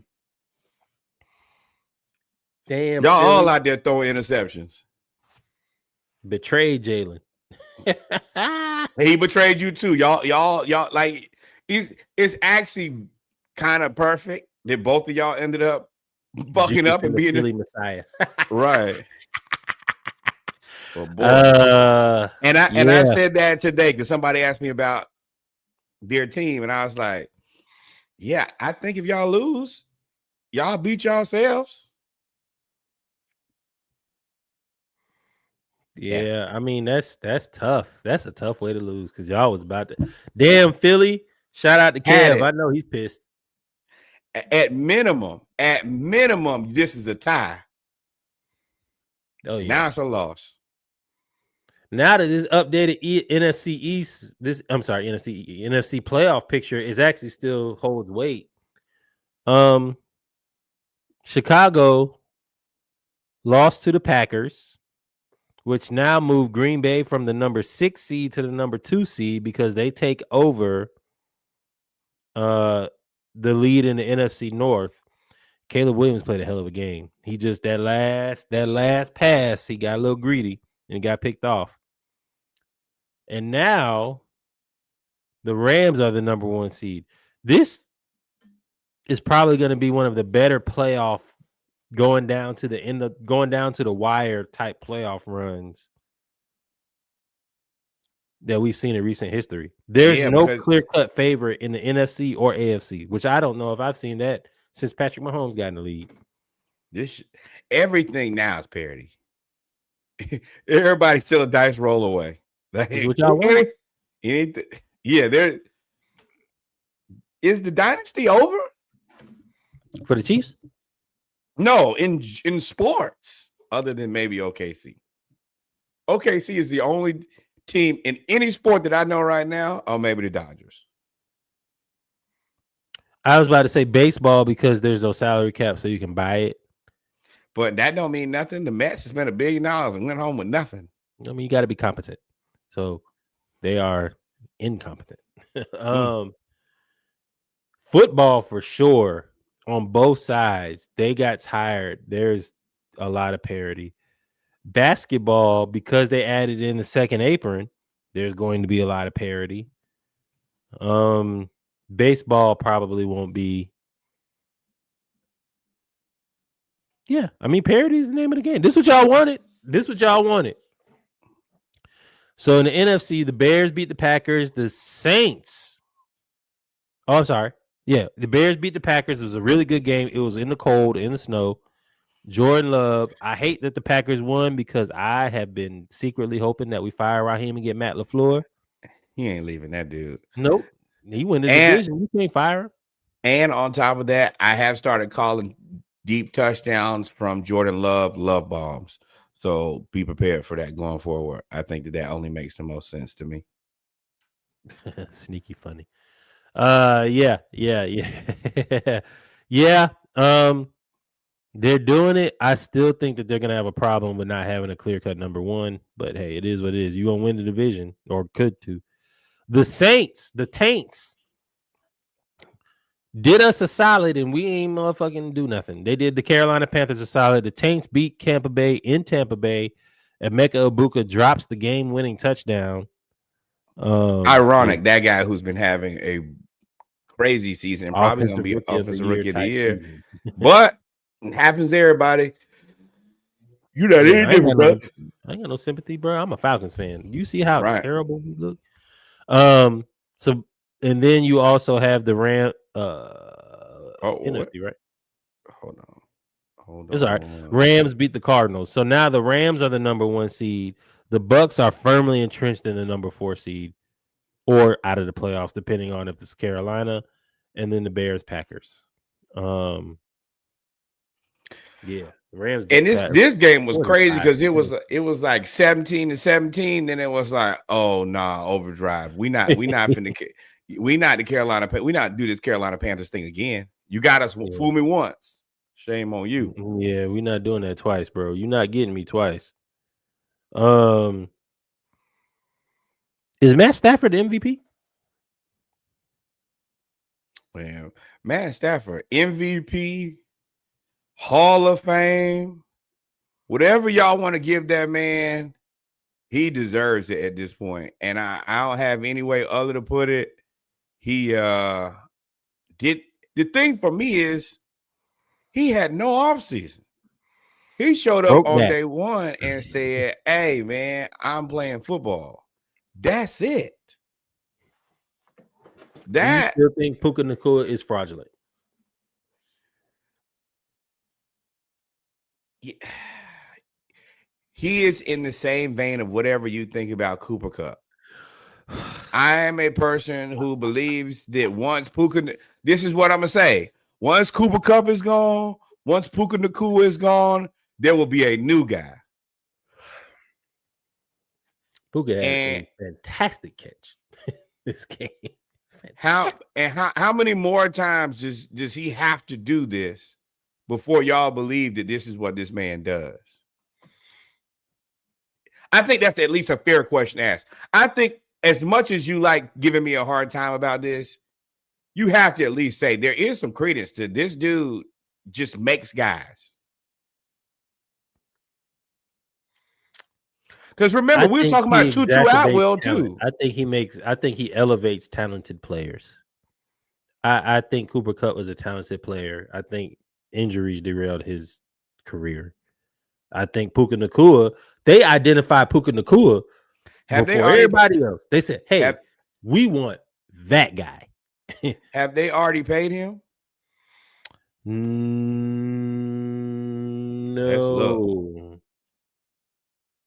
No. So what do you think he's worth? Once again, all that good and bad is cool. Well, I mean, he's probably looking for a $30 million a year deal. 30? Yeah. This is private property. No, we ain't doing 30s. It's one of the best wide receivers in the NFL. Whatever you probably pay Drake London is what they probably he's in the Drake London conversation. He's had more. Hell no. He's had better seasons than Drake London. Whatever Drake London. Respectfully, I love Drake London, and I think that Drake London's a better receiver.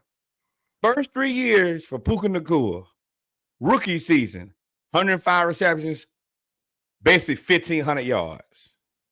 Yeah, it was crazy. Second season, 79 receptions, 1,000. Third season, and he missed games, didn't he? Yes, that was the injury season. Third season, 93 receptions, 1,200 yards. He's gonna be back at 1,500 yards. I love Drake London. This ain't that, and that ain't this. This is top tier receiver. That's the reason I'm saying. Tell me what you want. Pay him. No. Now you got to marry the points. I do think he's better than you think he is. I do think you have to take into the fact that he's playing with Matt Stafford and Sean McVay too. 30 is sufficient. If you want 40, you can go get that in Miami. Go play with Tua. If you can get 196 catches for 1,200 yards, then hey, go do it. But I am going to be over here with Sean McVay. So this is my thing. Then we don't believe that he's that good. Then we think that he's good. He's $40 million good. See, that's different between saying that good and $40 million good. So AJ Brown is getting paid $32 million. You pay Puka Nacua more than what? Yeah, I put him at $30 million. Yeah. Okay. It's interesting. I put Drake London, but I put all of them in the 30 to 35 million. I think AJ Brown probably could, if he were somewhere else, could get paid more. But I put him in the 30 to $35 million range. How many receivers you think better than AJ Brown? Oh, well, according to the money, DK Metcalf, Garrett Wilson, Terry McLaurin. Well, then that shit out the window. But that is, I think, now with where sports is, and I think probably more than ever, it don't matter how good people think you are. What are you going to get paid? Mm-hmm. Now, I do understand some of that people get paid because teams are willing to just pay for things because they have no way of acquiring them. Mm-hmm. But outside of that, and if you do that, you have to understand what comes with that, Miles. You just got to shut up and go to work every day. I also think Los Angeles is in a unique position with him because Devontae is going to be rolling off. Matt Stafford soon. No, he ain't. Off. Devontae got 2 years left. Leads NFL in touchdowns. He's like 34, ain't he? If I'm Devontae and I can lead the NFL, I can get another check. Not for me. Oh, you gonna put me out? You gonna throw me out? You gonna DJ Jeff me? Hey, you better call CP3. We kick people out of Los Angeles all the time when you old, bro. Hey, LA hell, bro. God, dog. LA ain't playing with them old people. Y'all ages. Yeah, nope. Hell, we'll trade if you still leading the league in interception and touchdowns next year. We will trade you for a first round pick, and I will trade the rest of my team. That's not anybody that's 28 or older. I will trade you to try to move up and get Jeremiah Smith or Ryan Williams or whatever. It don't matter. I got Stetson Bennett. Stetson ain't gonna make no money. And Sean McVay is a kingmaker. All I gotta do is, yeah. I need another guy at BYU. Tell you, yeah, whatever. Taysom Hill, bring me new Taysom Hill. What's his name? Bear from BYU. Bring me Bear.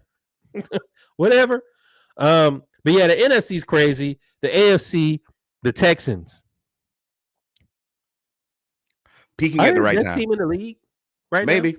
They are playing the best football on defense in the league for sure. I'm going to tell you, I think that as much as people love Michael Parsons, Will Anderson is the answer. And I'm going to tell you, he one of the few guys who I knew was the answer at Alabama.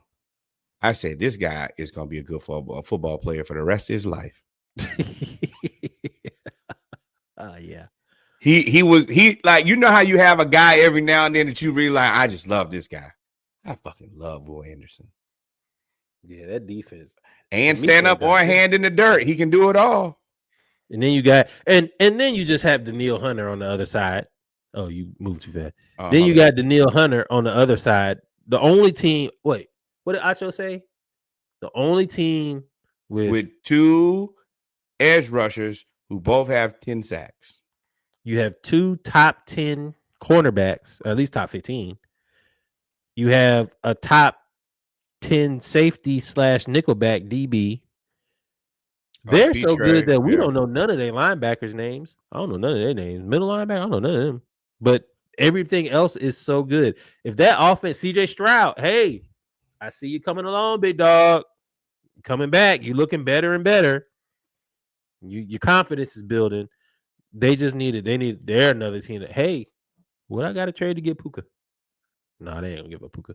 But what can I get? I need another wide receiver because Tank Dell legs. No. You're missing what happened.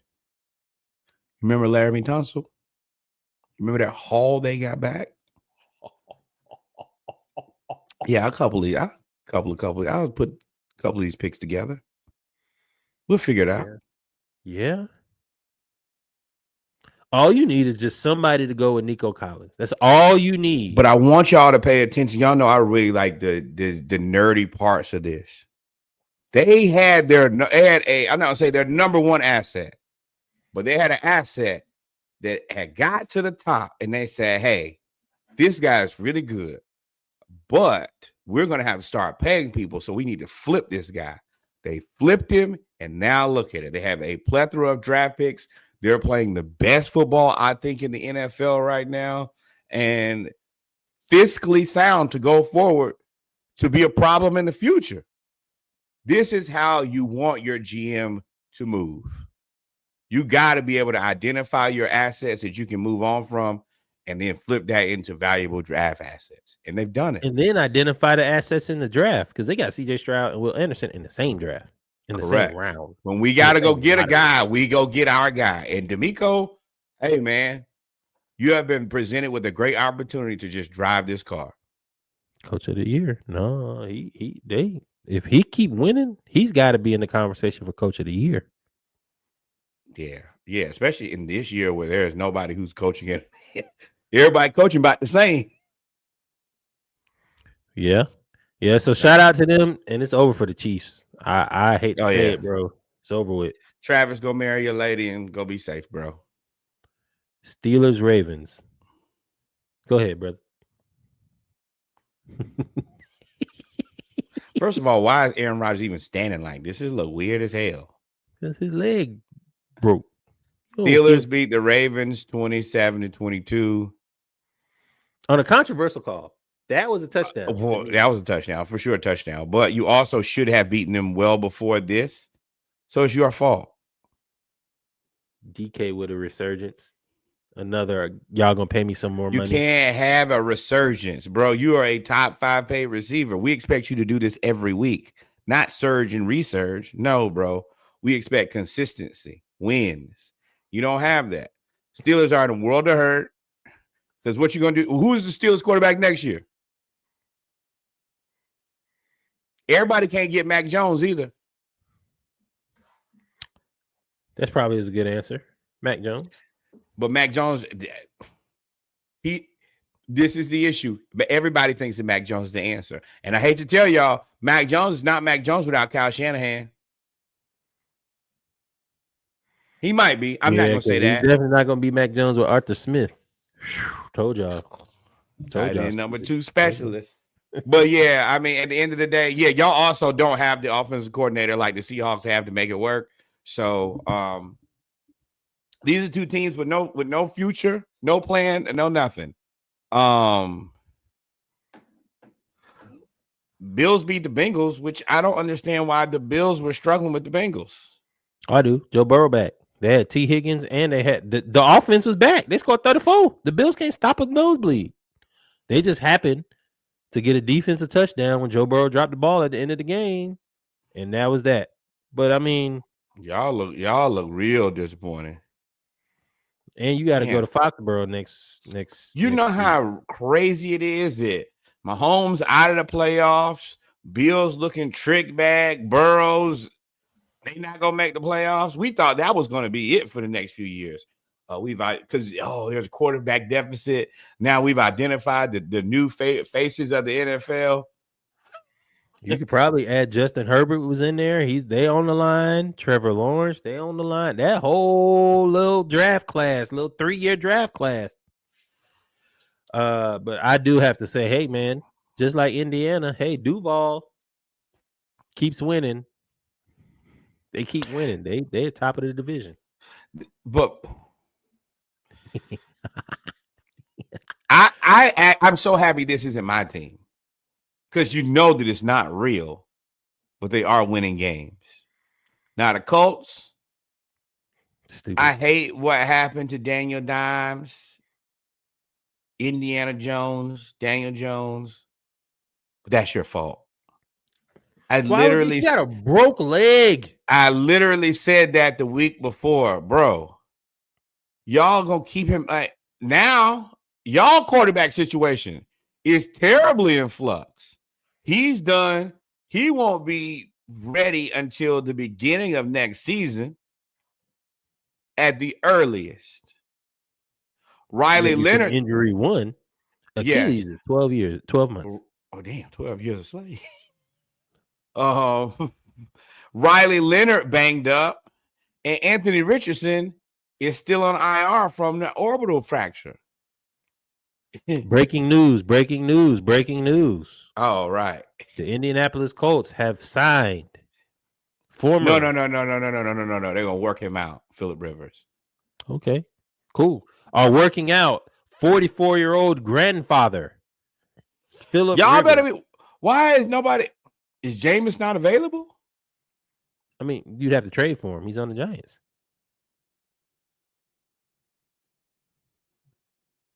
I would like a 2nd-round pick for Jameis.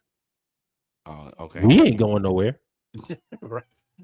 You're not getting a second. We negotiating from a place of power. 2nd round. You're right.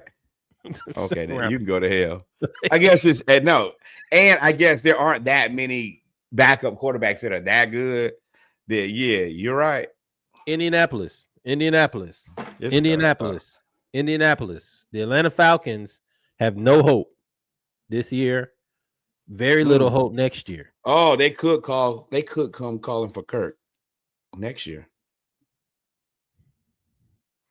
What are you willing to offer? We don't have a 1st-round pick. What are you willing to give us, Indianapolis, for Kirk Cousins? We have at least a team stabilizing quarterback at minimum. Y'all already got Tyler Warren. We'll even throw in Darnell Mooney. What are you willing to give us for Kirk Cousins and Darnell Mooney? Fair conversation. We ain't gonna figure that out. Raiders stink. Broncos get it done. Now that we've seen this, I don't have no analysis. The Raiders suck. Who are the favorites in the NFC and AFC now? Right now. Hold on, wait. You gotta talk. I was gonna get to that later because that's the conversation that we gotta have with Stefanski. That's it. The Commanders got whooped by the Vikings, and Jaden Daniels' arm fell off again. Y'all, somebody need to punch Dan Quinn. Who told y'all about that? Listen, if there's anything that we know about stupidity and failure as Falcons fans, we have been living in it. We've been living in it. You should listen to somebody. Listen to us. We told y'all Dan Quinn was not the man. We said, hey, he gonna fuck y'all over after year 1. We in year 2, right?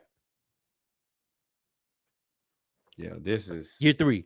Because they, y'all have no way of making the playoffs, and you put the franchise quarterback who arm popped out of socket, you put him back out there. Jaden Daniels' mama ain't going for that no more. Jaden Daniels' mama will be at the next practice looking like old girl from the Colts with a headset on. You think you're going to do what with my son? Be at Southern California watching basketball. Let me tell you where he will be. Yeah. Shit. Man, they in rehab together? That's crazy. Yep. Hey.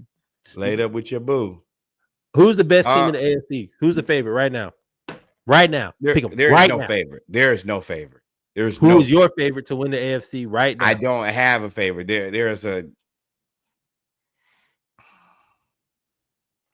I'm picking Texas. Sure, but you don't like today. Yeah, today. That's what I said. Right now, Texans or the Broncos is the 2 teams that I see that are standing out from everybody else. If you're picking somebody to stand out from everybody else. I don't know about the Patriots because they have not played really a good schedule. Read my mind. They won 10 in a row. Yeah, you take the Patriots. I'm still taking it. I think the Texans, if the Texans stay right now, they would beat them.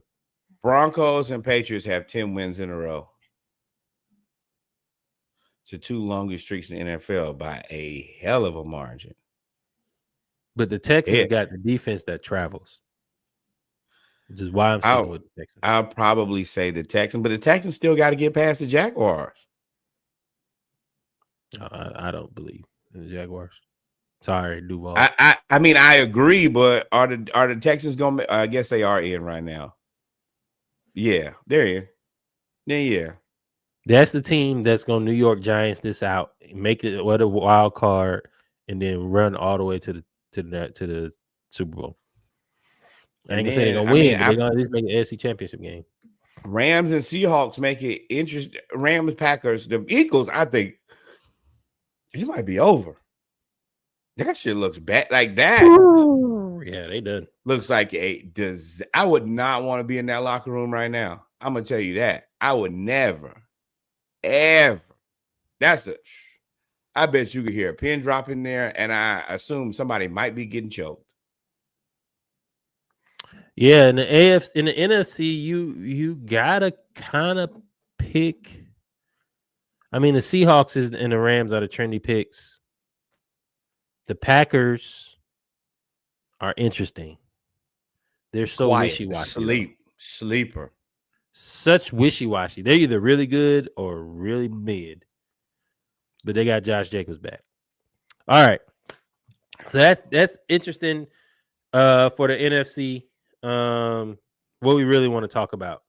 Titans beat the Stefanskis 31-29 off of stopping the Browns 2-point conversion that would have won the game, tied the game, and at least gone to overtime is what we think. Battle of the Cam Ward versus Shedeur, number 1 pick versus 5th round pick. Shedeur, I've seen a lot of things come out. I think he's allegedly. I don't know Brown. I'm not gonna lie and say I know Brown's statistical history. I don't know that, but he's allegedly the first Brown quarterback in like however many years to throw for 300 yards, 3 touchdowns, have 4 touchdowns in one game. Shedeur played like he belonged.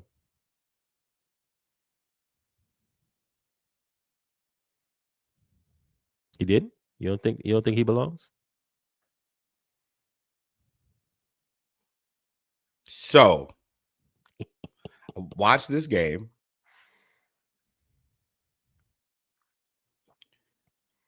Y'all might not like what I'm going to say next. Number 1, that Harold Fanning kid, beast. I like him a lot. I like him a lot. He's a bigger version of Debo. Yeah, I like him a lot. Now, there's some promise there. I think that Shedeur played pretty solid against the Tennessee Titans. I am not going to overreact. He made some good throws, solid game, but I would like to see him play against something more towards the median of competition.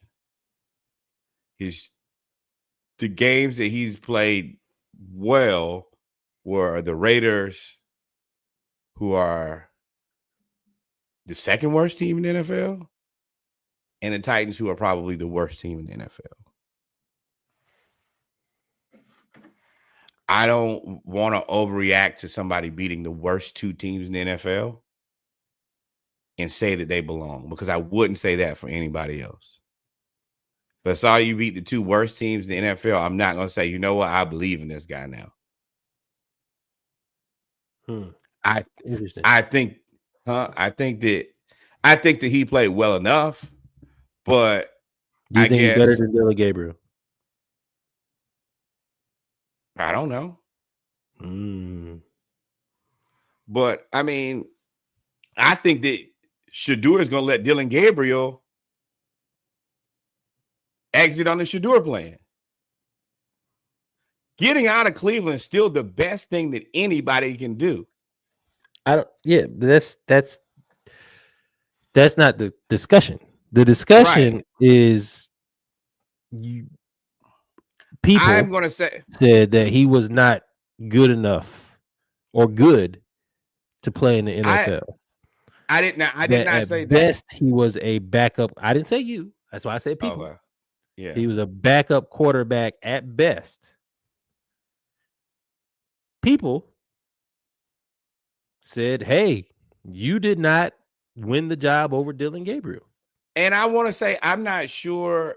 I think that he's probably in the bottom 20,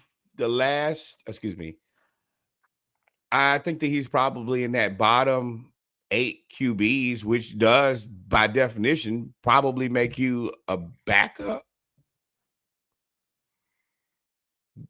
But there's still no justification for starting Dylan Gabriel over him. No. Well, yeah, I think that all the guys in this draft class, minus like Jackson Dart and Cam Ward, I always said they were all the same to me.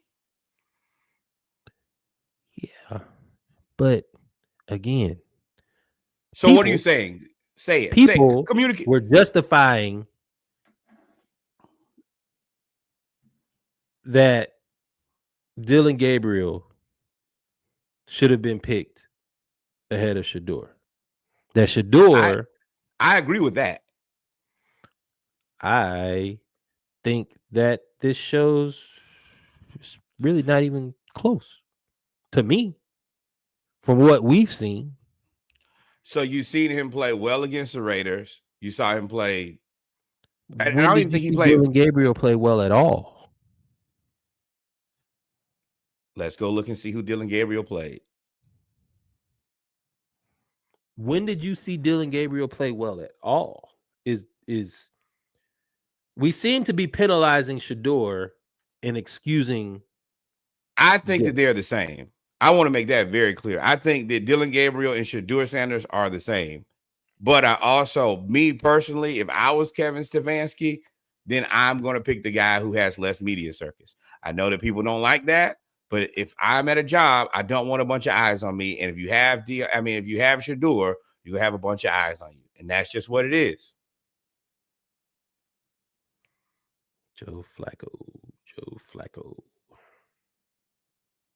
Yeah, I'm trying to figure out when Dylan Gabriel started playing too. Yeah, I forgot that they traded Joe Flacco to the damn in. Yeah. So he started playing against the Vikings, if I'm not mistaken. Then he played the Steelers. Then he played the Dolphins. Boy, he was awful against the Dolphins. Then he played the Patriots, the Jets, and then he was out. And then Shedeur played the Ravens. Yeah, it's been Shedeur since the Ravens. Ravens, Raiders, 49ers, Titans. And then he plays the Bears, Bills, Steelers, Bengals. I think that they're still about the same. And then I think that, what does this mean for Cleveland? What do you mean? What does it mean for Cleveland? Oh, I don't give a fuck. Fuck Stefanski. I don't know what it means for Cleveland because you still got Deshaun. I do want to say this part. Shedeur played well enough that you don't take the ball out of his hands at that position. He literally walked you guys down there and scored. That you don't do that to any QB. And I kept looking like that's not Shedeur in there. And I will say to the media, stop asking them stupid ass questions. And Shedeur, when somebody asks you a stupid question, you should ask them to state their name and what media the affiliate they represent. Yeah, they definitely try. It's like because they're asking you stupid questions to try to make you look like a dick. Yeah. How do you feel about the 2-point conversion that did involve you and y'all lost the game? The fuck do you think he's gonna say? I should have been out there on the field, you dumbass.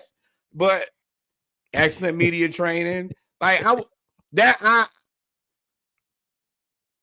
indifferent on Shedeur. I'm not high or low, but I also understand if you got a quarterback out there and he's done what he did if the Titans were put in the same situation, Cam Ward is for sure going to be out there on the very last play.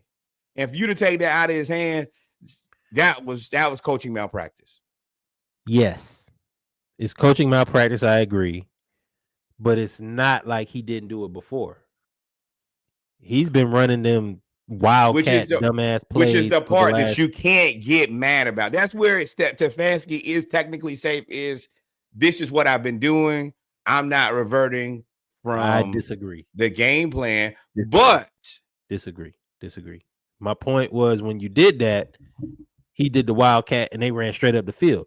You were no stupid ass double reverse, throw the ball backwards ass play at the end of the game. That is inexcusable. And you got to have something growing up better than that. If you take the quarterback out of the game. Judkins put Stefanski cranked the bus up, put gas under it. Judkins' lack of execution just made it exponentially worse. It was like, oh, this is terrible. This is terrible. Yeah. But now, see, this is the thing. Had Judkins scored, people would have been okay. I that's where I run into it. But either way, I do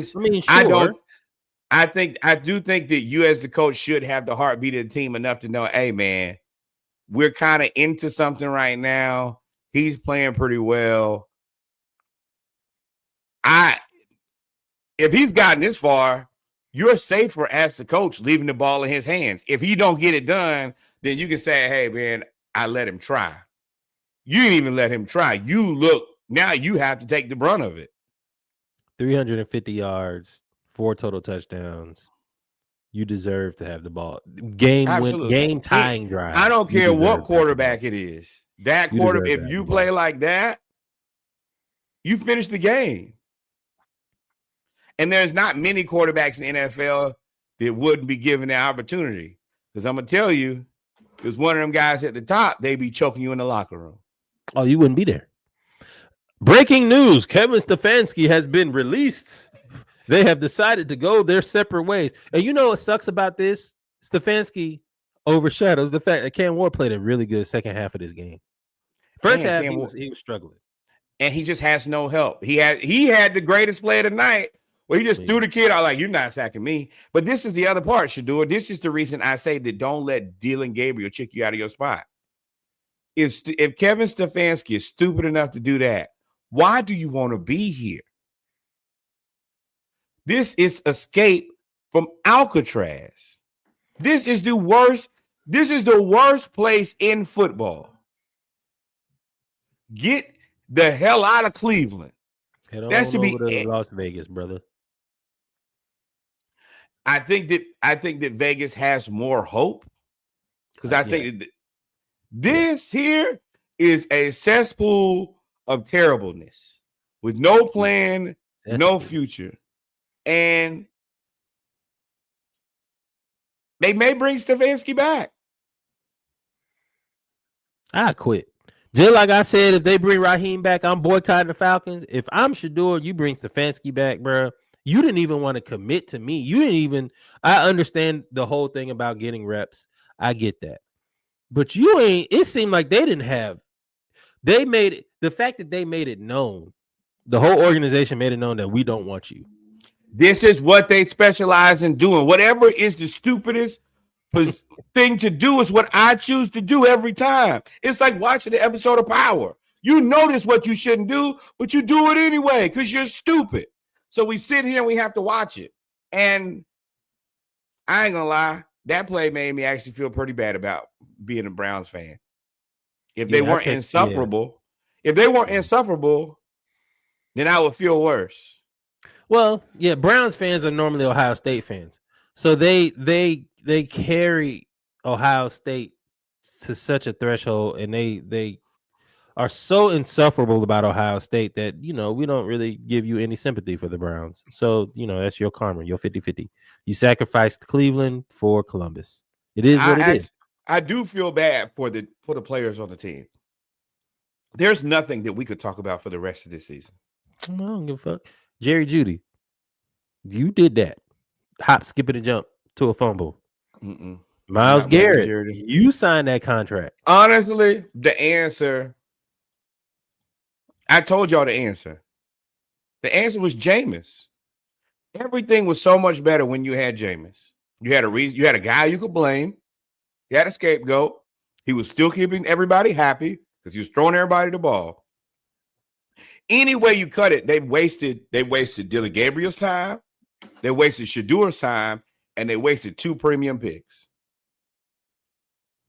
Surprise, surprise. Cleveland Browns continue to make bad decisions. Surprise. Yeah. Shout out to Cleveland. Shout out to the AFC North. And this is the real thing is the consolation prize is the winner is the guy who gets to come back and sit behind Freaky D for a year. Watson's contract is guaranteed. This is no reason for me to want to do this, and I'm not going to do it. Now, they do have 2 first-round picks next year. What does that matter? They're going to get another quarterback. I don't know, man. Why would you draft another quarterback? What Cleveland is doing. I fire Stefanski. Boy, I said it a month ago. I said it 2 months ago. Boycott Stefanski. We boycotting a lot of stuff in football. I don't know. I honestly think that there's no reason to fire Stefanski until you can get rid of Watson. No reason to get rid of another. That seems like that's their strategy. To be honest, you have to absorb Watson's contract for next year because I think that's the highest amount of dead cap space. It's like $90 million. Yes, it's like $70 million against the cap, and $90 million if you were to cut. And it ain't good the year after that, but it's at least a little bit more reasonable. Some type of kicker kicks in, and then maybe you can trade him to somewhere. Ain't nobody gonna take that. I don't know. I ain't racking my brain for it. It's 12:30 on Eastern Standard Time. Ladies and gentlemen, we've come to the end of this foolishness. Episode 210 of the SplashCast. Thank you for following, and subscribing. Thank you all for being here for 3 hours and 27 minutes. Thank you for y'all tuning in late. We appreciate it. Go back and listen to the mic check if you're listening to the tape of this. I will try to have the edited version out by tomorrow. I'm sorry, by Wednesday. I lied. By Wednesday. Well, technically, you're right. Well, yeah, it's Tuesday. So I'll try to have it out by Wednesday. We have changed how we release episodes for Spotify. I listen to y'all. We have released now segments. Each segment is about an hour long. You got football, NCAA, you got NFL.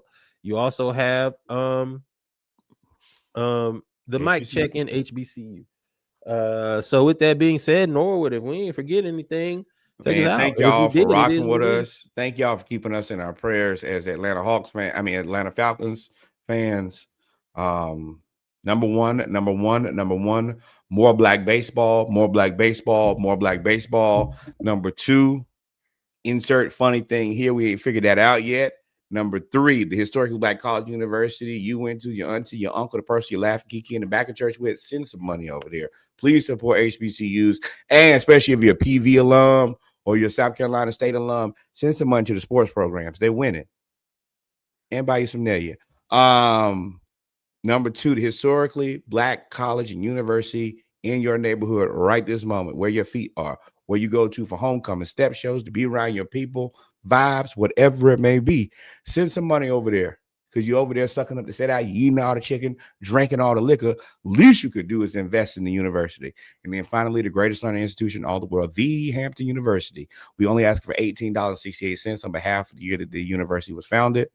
It is the one that gave me a degree, gave Reggie a degree. Please support. Outside of that, God is love. Adios, amigos. Until we meet again, y'all be safe. Saints fans, stop having loser behavior. Why y'all making fun of the Falcons and caping for Tampa Bay and Carolina? Y'all suck. Yeah, in stream right there.